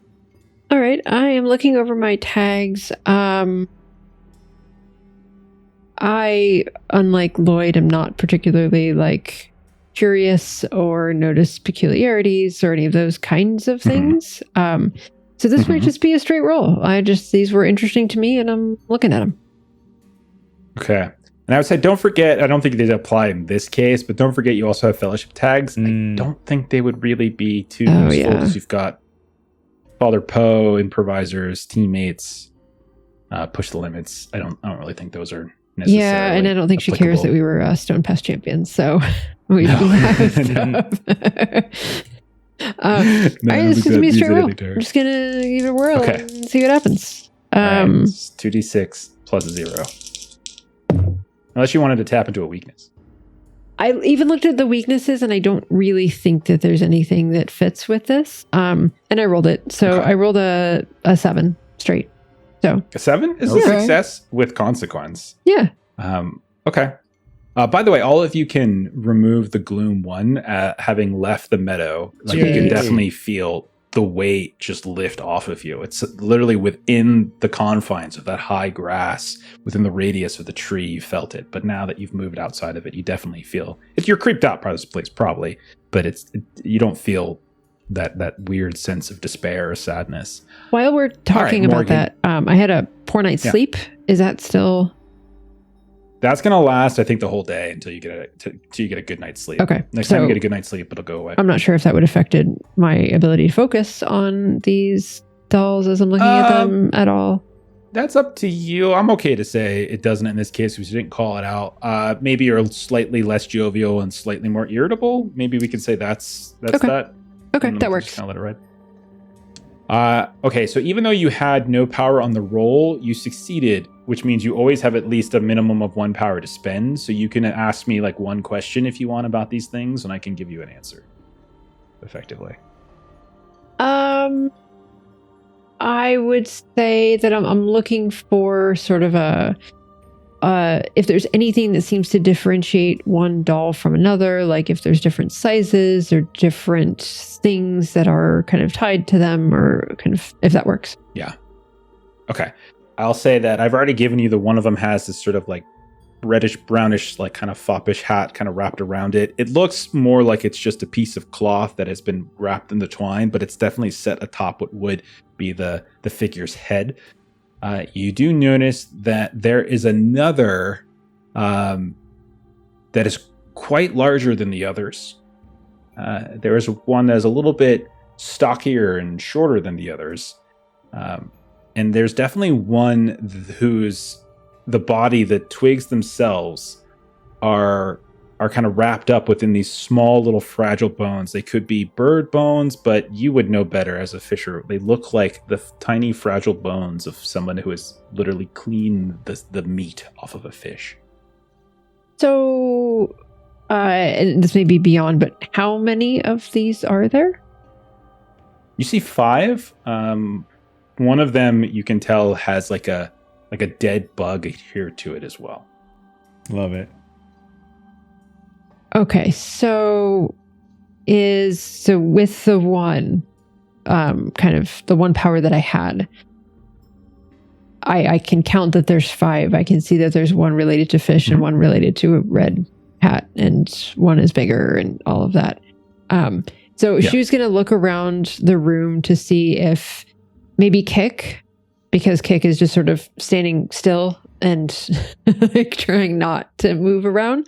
And she's just going to sort of like get Kick's attention. And she's going to like hold up 5 and point to all of us, and then point to the dolls and recount 5. Oh, well, try not to break them. Sure. I broke a couple of jars back there. I don't want to touch those. I don't. They would disintegrate in my hands. You're just not built for indoors. No. Just, yes. You best stay put. Did you? Maybe I can bring you. Oh yeah, no. Do you need a snack? No. I think I'm all right for now. There's some apples on the wall that I guess if I get hungry, I can take some of those off. They're nailed through, but should still be okay. Wait, they look like they're dead, though. That looks a bit... Pretty blackened. Let's just, we got our Really own hungry. provisions before we go, assuming hospitality and all. Well, but maybe get Lloyd to ask her. She seems to like him. Lord does have a way with the ladies, it's true. Caw, caw. You just hear like from right next to you, and you look over and you're like, the bird was not there a second ago. It was on the shelf with Snaggletooth, and now it's like over by the twig figures. Oh, It seems to, and you don't remember it like flapping its wings across. where did you come from? Caw, caw. I got bet you. Do you know what these 5 figures are about? You hear a voice from deeper in where Lloyd is. It's a bird. It can't speak, you fool. Well, do you want to tell me what these 5 twig figures are here? No, I do not. I'd like to ask, though. I'm not the sharpest one, but I can count to 5, and there's 5 of them and 5 of us, and one is the fishes There and are one is... 4 of you. You unable to count. You reek of ale. I do. Perhaps it has addled your small brain. There are we tend to go about things together, and there's a wee lad of us that's not been with us today, but there's one of these with Is fish. this what you came to talk to me about? My own possessions? Oh, that's No. right. We've got this for you. Take a look at this. They say you can read it. A fish had it drawn. Washed on our shores. Aye, too big, and it's an unnatural fish. Don't like it. She like as this is described, Lloyd, you're sitting on this crate next to her where she's on her stool, and she's like again fixated on this candle. She sets it aside and slides it to the other side of the table, and you unfurl this parchment where you've done your best to sketch it, and you can see her eyebrow, this big bushy eyebrow, just goes really high up in her forehead, and she's Well, this is interesting. Now, Lloyd, you had 5 power from your successful gift to her. Now, you can spend them now in a couple different ways. So I held off on this for now because I figured we'd get to this at some point. You can either use them to ask basically 5 questions. You could use them that's like essentially one detail per question. You could try to create a tag that makes her a little bit nicer to you or something like that. Or remember, a tag is 2 power, a status is 1. And so in the case of like discovery, like you're trying to discover knowledge, it's essentially 1 power per detail. It's kind of where you're at.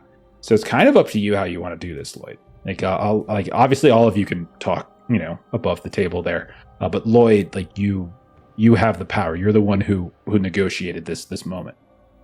Sure, I could start with 1 power to give her a status. Or is it myself a status?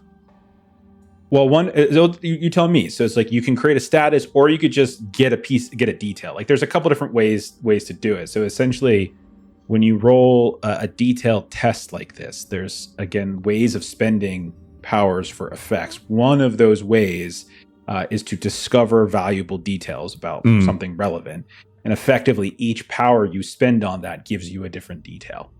But like spending 2 on a tag could be like she's chatty, and then that could help the other ones maybe.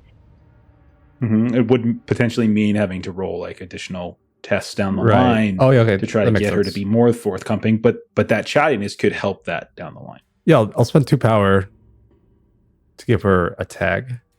I'll make Auntie Eldren a bit more friendly. Something like that. Okay. So we'll just say friendly. Okay. Friendly to Lloyd or something. Mm. Okay. I got it. And then a All detail. right, so you still have...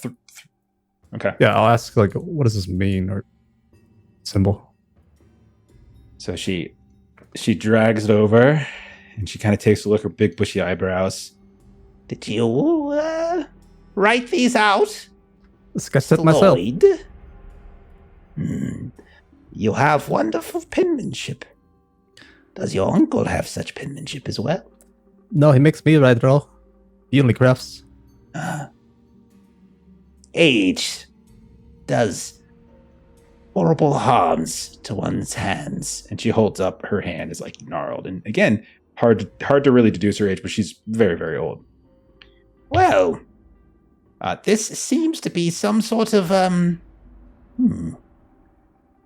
old tongue. Oh, very curious. Where did you say you found this? A big old fish came ashore. It was etched in. A big old fish. It was etched in. Oh, right. They You call mean- it a rugva. Rundval. Rundval. That clearly is not correct. Yes, that's the drunken one. They had it correct. Well, this is a small rhyme. Perhaps you've heard of it. All threads unspool, all bonds unbind. And she's like moving her finger, this gnarled finger, so that you can see her. All threads unspool, all bonds unbind, all vaults, once sealed, reopen. And then she like moves down to like a couple more lines, like, All crafts unmade, all fields unsown, old oaths once held are broken. and then like to the last line, All songs unsung, all lives undone, old foes once stilled awaken. You know what it means, Mr. Grover? There's a lot to unpack there. oh, Is there? I'm not one for riddles. Oh, this is no riddle. It is a simple rhyme. It is. I see you're not one for the maker and the unmaker. That village priest of yours hasn't got his hooks into you. I've heard his ramblings every now and then, but don't really listen at place. And you've never heard this one? They go on and on. It kind of just passes over me. Well, it's a rhyme of the unmaker.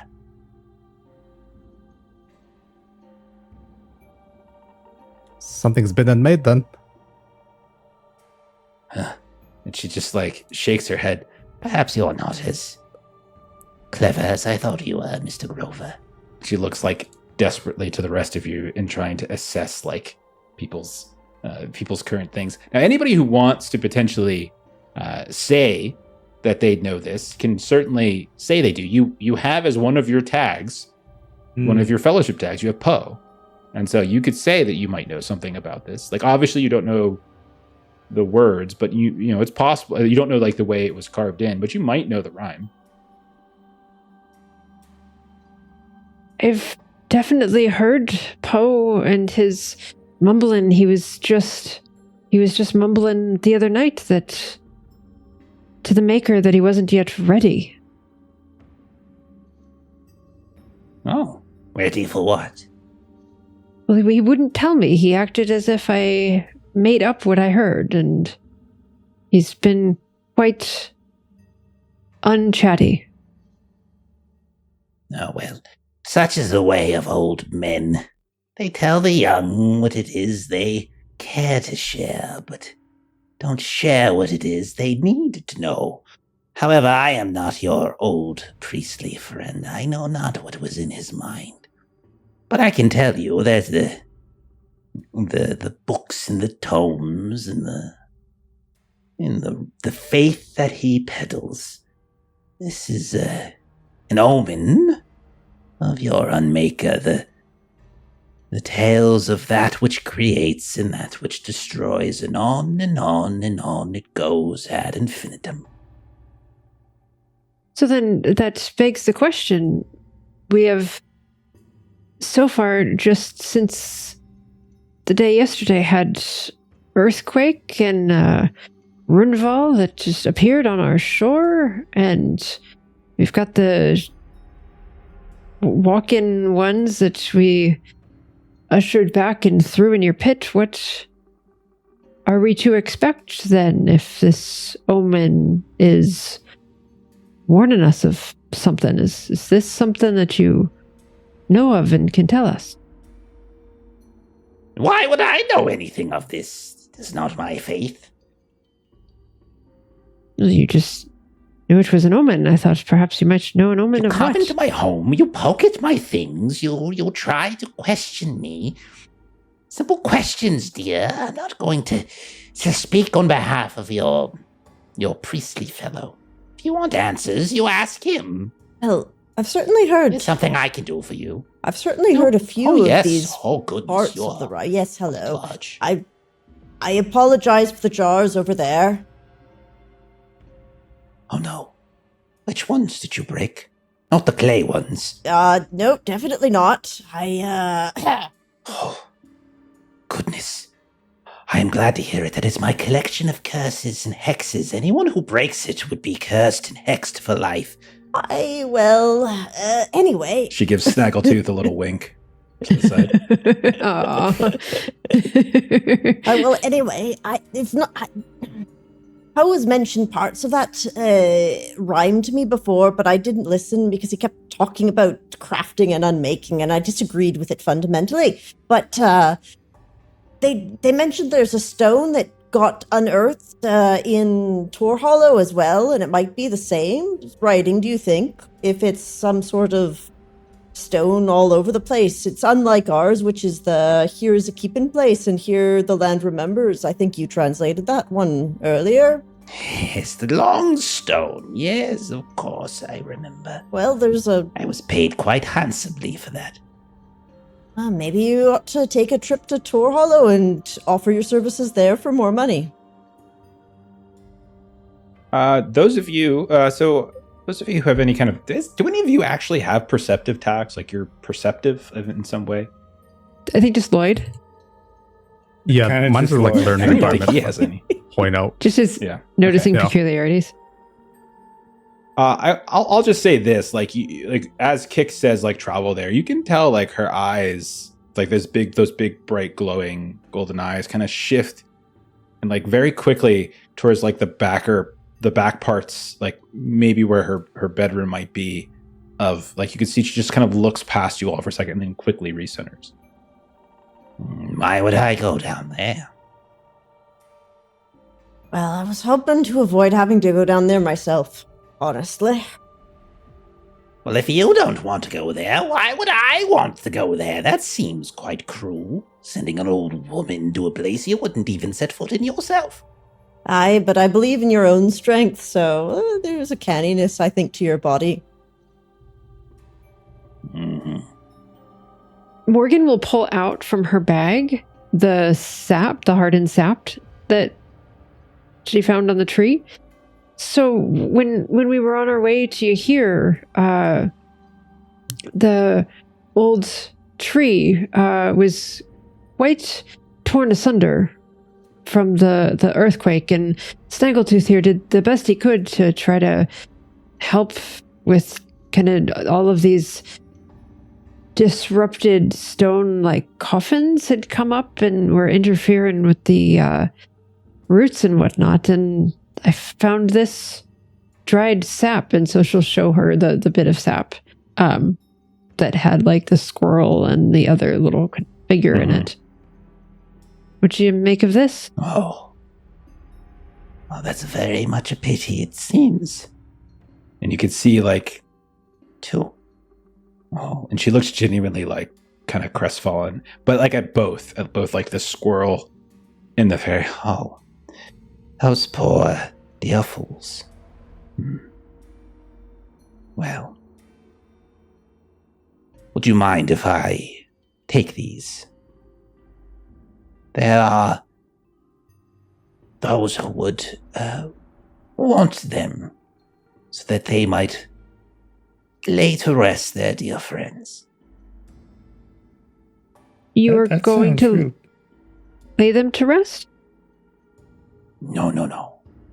They are not mine to lay to rest. I said there are those who would wish to speak over them. Some folk over in the woods.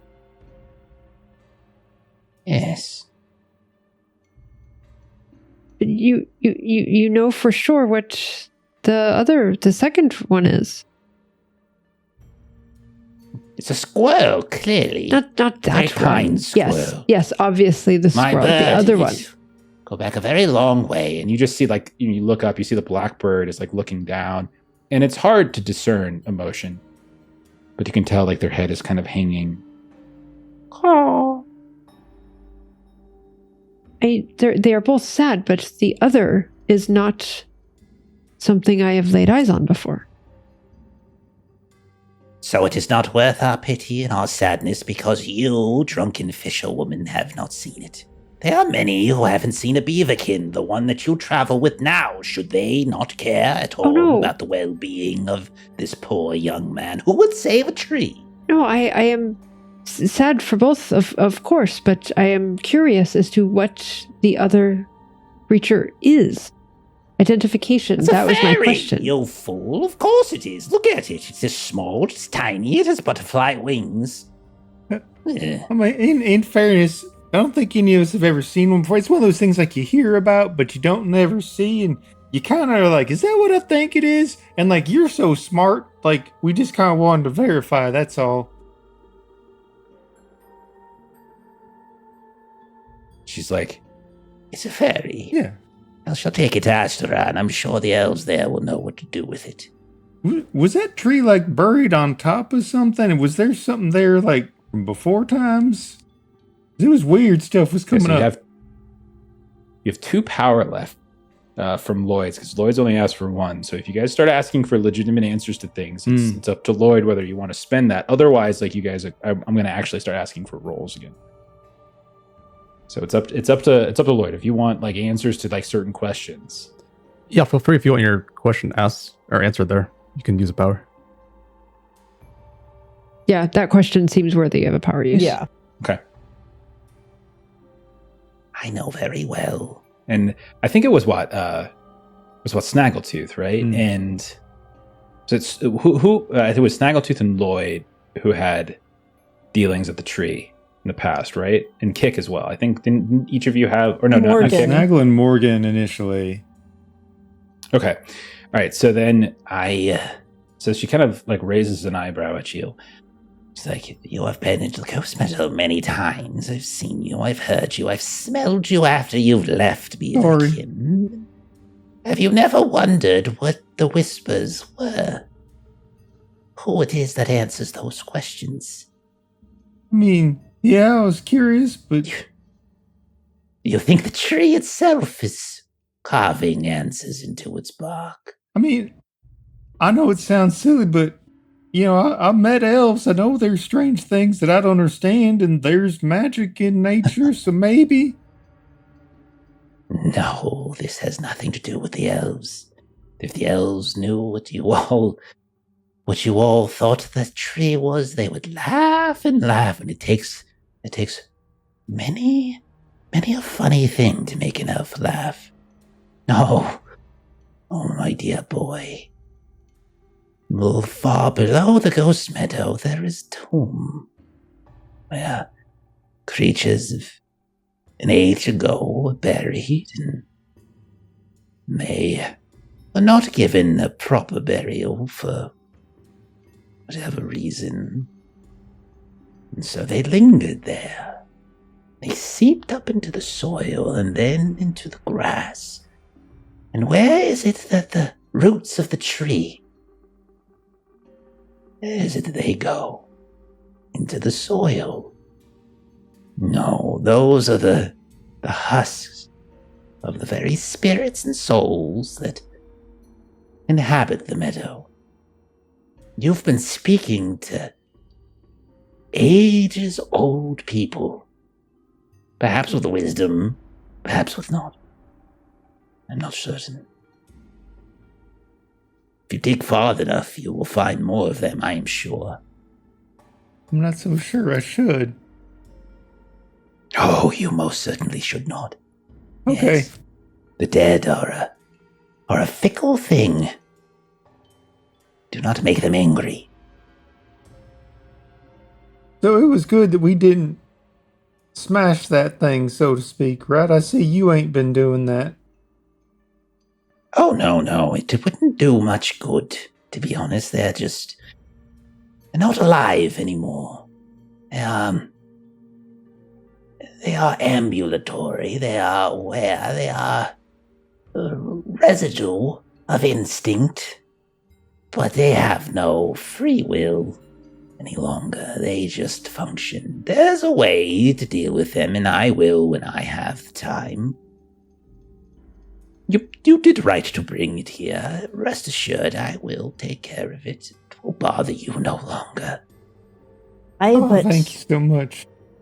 are we to expect more of these unmaken events then? With unnatural creatures coming around?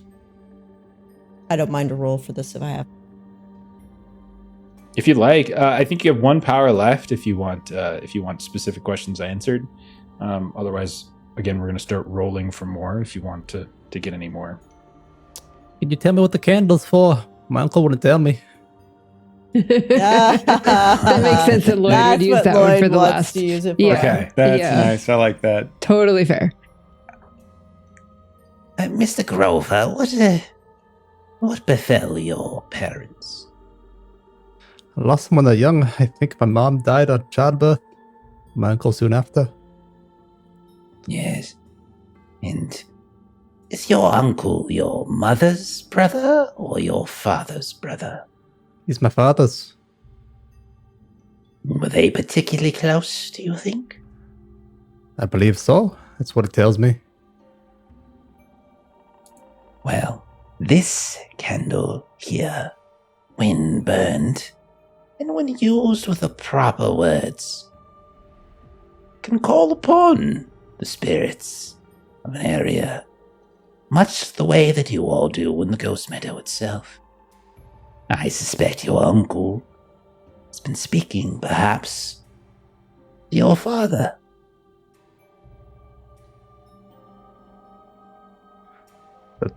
Assuming, of course, he knows the words. It sounds like insanity. What? Insanity? My boy, you dragged an ambling corpse here. I'm still trying to convince myself of that. You found a large sea creature in which runes of an old tongue from a civilization long left slumbering. And this, a candle that communicates with the spirits, much the same way your dunder-headed villagers come and communicate with their loved ones here in the meadow. That is too far for you. Oh, goodness gracious.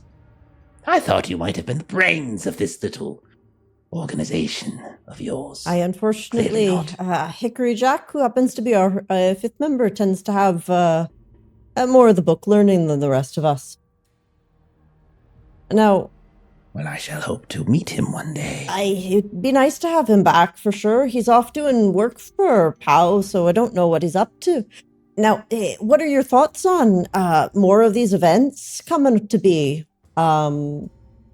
Would Gruff, does she like Gruff or she not like Gruff? That's a personal opinion. Gruff. I don't know that. I don't know that would necessarily be beneficial to you. I don't think it would be harmful to you either, but I don't necessarily think that would. Then really, this is probably help a you. Straight roll, because I don't think Scowl is either going to help either. So I will do. So one thing to remember too, we should talk about is like if you think you have one and you only have one, you can always volunteer to burn it to get 3 power. It just means you don't have access to it for a while. So if you do think there is one that would apply, like you could say, I want to use it and I just really want to tap into it big time. Fair enough. I don't think any of them apply in this instance, so I'm going to roll straight, but I will remember that for next time. I mean, you have unexpected kindness. I was just looking at that. All right. I will burn unexpected kindness. That is a good point. I will do that. Unexpected kindness. I'll burn it, and then will this do it automatically? Yeah, so I think you shift click on it to burn it. Okay. I was trying to just hit the Reason found. There we go. Yeah. Oh, yep. Yeah, it's the right hand side thing. That worked. Okay. Sorry. With moderation. There we go. Got it. 12. All right. And 3 power. Nice. Phenomenal. Okay. Okay. So you've got 3 power. So you have more to spend. And I'm totally cool with making these like a group pool but obviously you get final say on these. Lloyd's used up all his. Yep. So how would you phrase your first question? Hey, well, what are your are there going to be more events like this? Can we expect to have more trouble? There's always trouble, yes, but there are many omens of late that are alarming. So yes, I'm afraid, you giant woman, you mountain woman, that there will be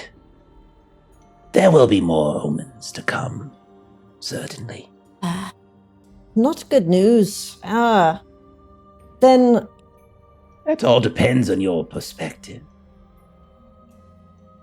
I suppose it does, in a way, but it does make me want to go back to the mountains and just climb up very high. Well, the problem with that, of course, is that when the earth quakes, mountains have a tendency to come tumbling down. Or shoot up, depending on. But yeah, there's a lot of rocks that do fall on our heads sometimes.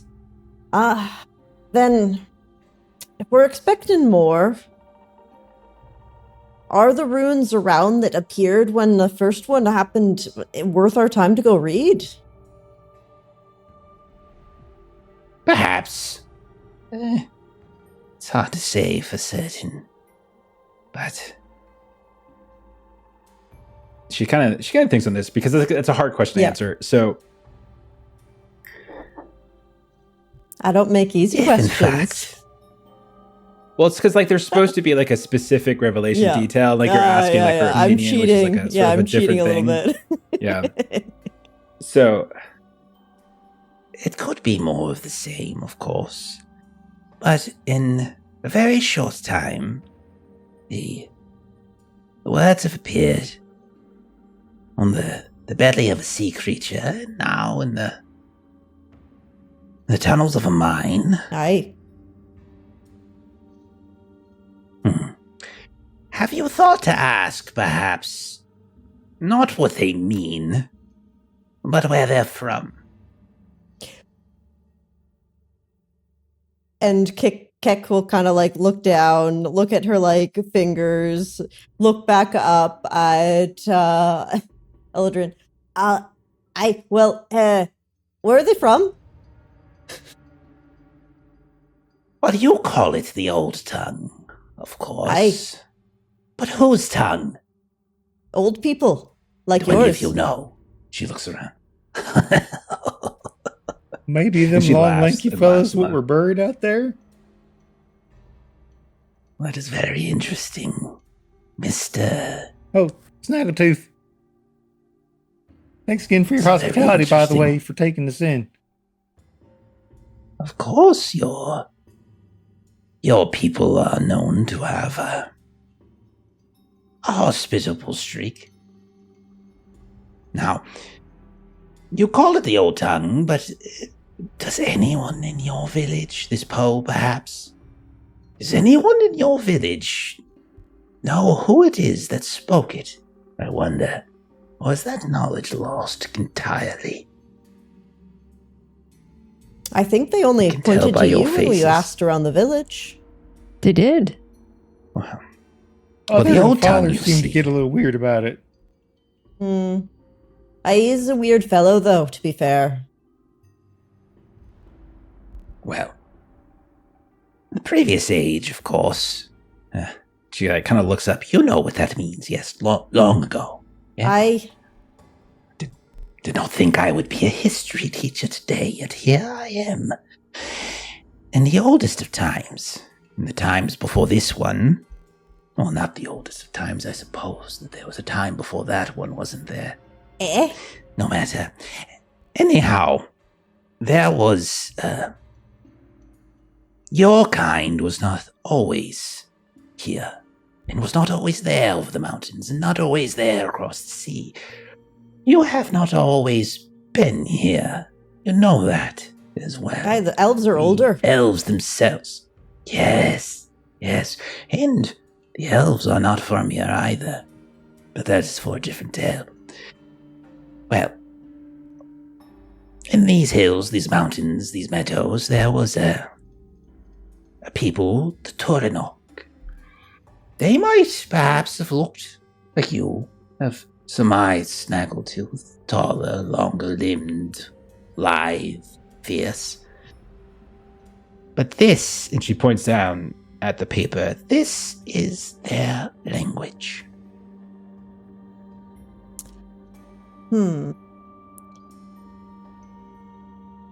Then I suppose for my last question here, I just happened to guess at how many you'd be willing to answer for me. Do you have an alphabet you can write out for us so that we can translate it when we see it? Do I have an elf that I can write out for you so that you can translate I've heard it that when that's you the see thing it? you need. An elf to translate it, yes. Like a friend? Like an elf friend? And sometimes Jack talks about how he'll make an alphabet. Are you drunk? What just happened? What did you just say? Did you have a stroke? Okay, I have herbs for that. You have a way for Mr. us to learn Snaggletooth, the please. I'm sorry. You want... No, please, bring some order and sanity to this conversation. Oh, I think she's saying, like, sometimes when people are learning their letters, you got it all laid out here, kind of like pieces of a puzzle. Here's your letters, and here's how you put them together. I think she's asking maybe if you got something like that, we might be able to refer to if we come across more of these. You would like to learn? I mean, I always like to learn. I'm not always real good at it, but I try. I suppose I could write out the letters for you, but I don't have time to teach it to you. I have many things that I must do and very little time to do it. But for this simple thing, and for delivering these two friends, she looks like at the amber. Yes, I could. That'd be real. But I wonder, why not simply ask your priestly friend? He keeps running Certainly. from us. Literally. He's not much as a of a friend. Literally, he keeps running from us. He's Do you know how to make someone stop running away from you? I got long legs. I can definitely take them down. But it seems kind of cruel. The answer is you break their ankles. Okay, so we are on the same boat. Oh, We don't I want thought- to do that. thought you were going to say you ask them to stop and they agree. I didn't think you were going to go with ankle breaking. Not that I'm opposed, but with good reason. Yeah, but I like that man. He's been real kind. I don't want to break his ankles. Well, for now, I appreciate their alphabet of some sort to review with. It would be a kindness Oh, from you. I get it. Alphabet. That's very clever, you tall, trollish woman. Well, when you misheard, I figured enough people don't understand my accent that I just lent into it, I thought you bit your tongue and you were swallowing it and dying in front of us. No, well, not quite. We could even help. You said there was something that you needed done in the back with the other ones. We could help with that if that would help. We're helping you, you're helping us. You've done enough. You've delivered a stray. I can take it from here. Beyond. Besides, I don't think any of you quite have the talent. Maybe not for that, but I tell you what, we were talking about writing earlier. You talked about how age sometimes gets in them joints. And I hear you on that. And I actually happen to know a few old remedies. I'm sure nothing quite like you, but I know of like a nice concoction you might like. I see you got an herb over there. What's good for the joints, but it's bitter as all get out, ain't it? Right? Now, I know a concoction where you take beet, some tomatoes, a little bit of celery, and a little watercress. You boil them up, mush them, boom with that. Completely covers the taste, chock full of vitamins, and man, your fingers would just be pumping and a-jiving like nothing. If you like. I mean, you're doing us a favor right anyways. Peculiar. No reason for you to get cramps while you're doing it. Snaggletooth, put together a pool, whatever that you just said. Okay. Like all your remedy stuff. Give it a roll, and now you can see if you could like replenish. Like you guys just continue to like kind of replenish power, try to get more questions. Pretty much, just trying to find a way to be friendly. I think it's cool. I think it's working out just fine. Like it's not like an enemy or anything. Because I know traditional remedies. I have experience with vegetable gardens. I'm also resourceful. Yeah. And also maybe make the stretch of a heart of gold. He legitimately doesn't want her hands to hurt while she's writing. I mean, help those in need. Or help those in need, yeah. You can take them both. There's no reason not to take that gets me up to a 5. Give it a roll, man. You know what? I'd love to do? I'd love to hit my limited worldview. Because I am just a homesteader. Like, I feel clever in it, but also at the same time, like, she has legitimate, probably actual magical stuff. He's just a farmer. He's a farmer with nice ideas, but... So that'll take the only like real magic you guys probably know is Jack, and his is very limited. He does cool stuff with it from time to time, and some of it can be explained away, but some of it cannot. So that's probably the only real exposure you guys have had to it. Okay. And also, pumping and jiving is just a fun turn of phrase. Pumping and jiving should be a tag. All right, should make that a new tag. Upgrade that to pumping and jiving. All right, how'd you do? Taking that -1 kept me from getting a 10. But I still got a 9 at the end, which is still good. Nice. Okay. Very nice. So I'll say, with the 9, that still gives you, it still means it's a success. So you could still kind of buy a couple questions from her, a couple more details, as you quickly like pull some stuff out of your bag, some stuff off her shelf, and like you ask her for like a particular herb or whatever, and she points to it, and you start making this concoction. And then a few minutes go by, and we see like there's Snaggletooth, like literally almost like giving her a manicure as like rubbing in like this weird, and so she's basically I was making the equivalent of a fantasy V8. Oh, is that what it was? Yeah. Okay. I thought it was like topical. I actually looked up the ingredients for a V8 in the background. Okay. But I like that you like took V8 ingredients and made it into like a paste or something. That's awesome. So yeah. What would you want to know, Snaggletooth? Like, is there something that you want to know, or is there a tag that you want to create with her? You guys know she's. Oh, you should have gotten an extra point. Actually, you did pass because she's friendly. Remember? Actually, no, that's just to Lloyd. To Lloyd. Just to Lloyd. Yeah. I think like Snaggletooth is a little less inquisitive. She's already answered most of the questions he has. I think some of it he's just trying to improve like overall relations. Like, hey, maybe there's a reason she'd be. She wouldn't mind seeing us again, or to create some sort of positive, friendly tag is more of what he would go for. Okay, yeah. So you can spend 2 to.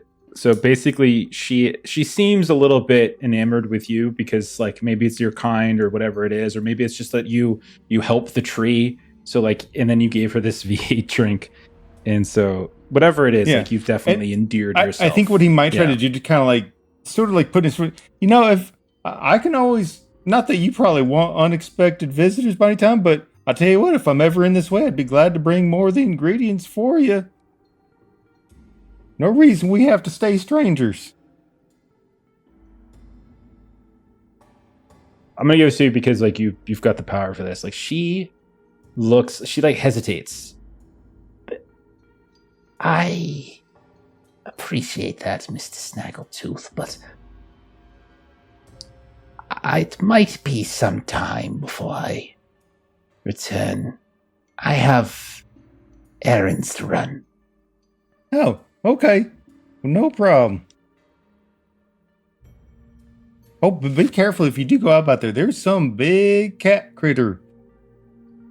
Just tore a big old chunk out of a skunk cock. So we got it fixed up most ways. It's got a little bit of a limp still, but there's some big old feline out there. So if you do go out and, you seem like the solitary sort, but if you are, keep them eyes peeled. I think what I'd worry about more is whatever scared the feline away from it, though, Snaggletooth. Oh, that's a good point. Because that was a free meal for it, and no animal would give that up so easy. Oh, that's a real good point. Yeah. Also, where are you going?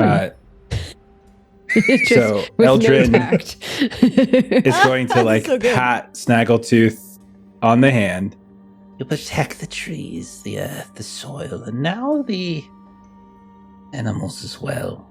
You are a kind one, Mr. Snaggletooth. Ain't no reason not to Very, be. very kind. You get as much out of the world as you put into it. Yes. It's a very interesting thought. And then she looks towards like Morgan, who butts in at this nice little moment. Like, where are you going? I'm going to see the elves. And she like motions down to the amber. I'm delivering their friend so that they might speak words over them. And you can tell she's not as enamored with Morgan. No. And then like you all hear like the sound of thunder outside. And she says, oh dear. I feel as though we might have a very serious storm on our hands this eve. Are you all rushing home? No, we don't have to be. Well, that was the plan, but I suppose it can change. One of our friends seems to have passed What if you're out going? momentarily while he works on something called an intranet. We could stay. Where's that Lloyd? Oh, there he is. What were you doing? Were you going through my things? I found this weird box with hair in it. What is it? Whoa, whoa, whoa, whoa, whoa. No. Don't go in there. That's just for Auntie Eldren. Oh. We were going. So she says, We were going to go right home, but if you say there's a storm, I suppose we could stay under a roof. We had a late start, so we didn't exactly plan well. We don't have a tent or anything, I don't believe. well, do any of you have anything left, like in terms of points to try to, like you're literally ingratiating. You're like, can we stay? Can we crash? I had Okay. 4 power left after the -1, so I spent 2 on a tag. Do you still have Maybe one another left? 2 could go towards, like, Okay. might like it possibly slightly begrudging hospitality, but She looks very like she doesn't like this. Like her face gets very sour. Well, I shall make room for you in the cellar. But none of you are to go poking around my things.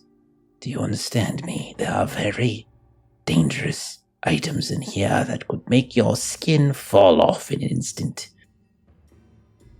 I don't want that. I promise Do you I'm like your toenails and fingernails? Because if you do, you will not go touching anything. I like them very much.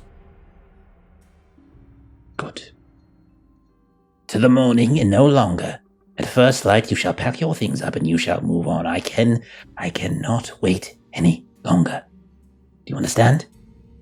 Aye. Of course. Fine. So she stands up and she turns and she like kind of looks towards the bird and she just goes, caw! And the bird like flaps up. Follow my friend. He shall show you to your rooms. You see the bird just starts weaving and flying through all of the various like shelves and stacks and things like that. And we'll we'll end it there for tonight as you guys like follow the bird and eventually find a place to stay and we'll say that'll end for tonight. Awesome. All right. Auntie Eldren. Okay. You. Guess it's so great. She's cool. Yeah, we got I know. good rolls. I love old women. Okay, that sounded weird. No, it's okay. We get it. The emote has been dropped many times. It Yep, should. yep. Yeah, I mean, if you've been watching this channel for any amount of time, you know that like old ladies are like my spirit animal. I just love they're awesome. Like old ladies are cool. So I think they're fun. All right, especially hags, witches. Like I just love those things. They're like if you think about like favorite, like whether they're villains or allies, I just love them. They're just the greatest. They're the Make best. it a shake. Shaggly. Old Mama Purdy. God dang, I love that character. She was so good. Her and her like 117 ex-husbands. Yeah. Oh my Always had god. a new one to tell a story about. It's great. So I good. loved her. All right. Let's get on out of here. Let's do a couple plugs. So first thing we'll talk about is our dear friend Steven has been making a game. It's called Huckleberry Weird West. It's an RPG, huckleberryrpg.com, or you can find it on DriveThruRPG. You can grab it right now in digital form. You can play it, you can try it, you can see how awesome it is. And then in October, when it comes up on BackerKit, you can back it, get your own physical copy, and a whole crap load of ridiculously awesome goodies from decks of cards, like these fancy little decks of cards, to new dice and this like GM bag and such. It's so awesome. You can drop if you hop in our Discord, you can see all sorts of picks he's been dropping. It's so freaking cool. In terms of streaming, tomorrow night is going to be our next stream where we're going to be playing through some Magnus Archives. Saturday we got Call of Cthulhu. Monday we've got my game that I've been working on, We're in Danger. We're playing through our kind of our Hellboy homage, where everyone's playing these monstrous superheroes and we're inside of a giant building. It's like Die Hard, but if instead of terrorist bank robbers, it's a giant plant. And that's what Monday is. Tuesday, Kipser, what are we playing? We are playing Hardwired Island, where everybody is a cyberpunk millennial that is in the future year of 2020 and still just trying to survive that economy. Fantastic. And we're really good at spray painting stuff. Yes. We're super good. Actually, that crit on the spray paint. A couple competitions. Yeah. Also, Long is in that one, and Jeff is not. Yeah. It's doing a great job. Great job. It's really nice to get a night off. Yeah. Okay. That's it for us.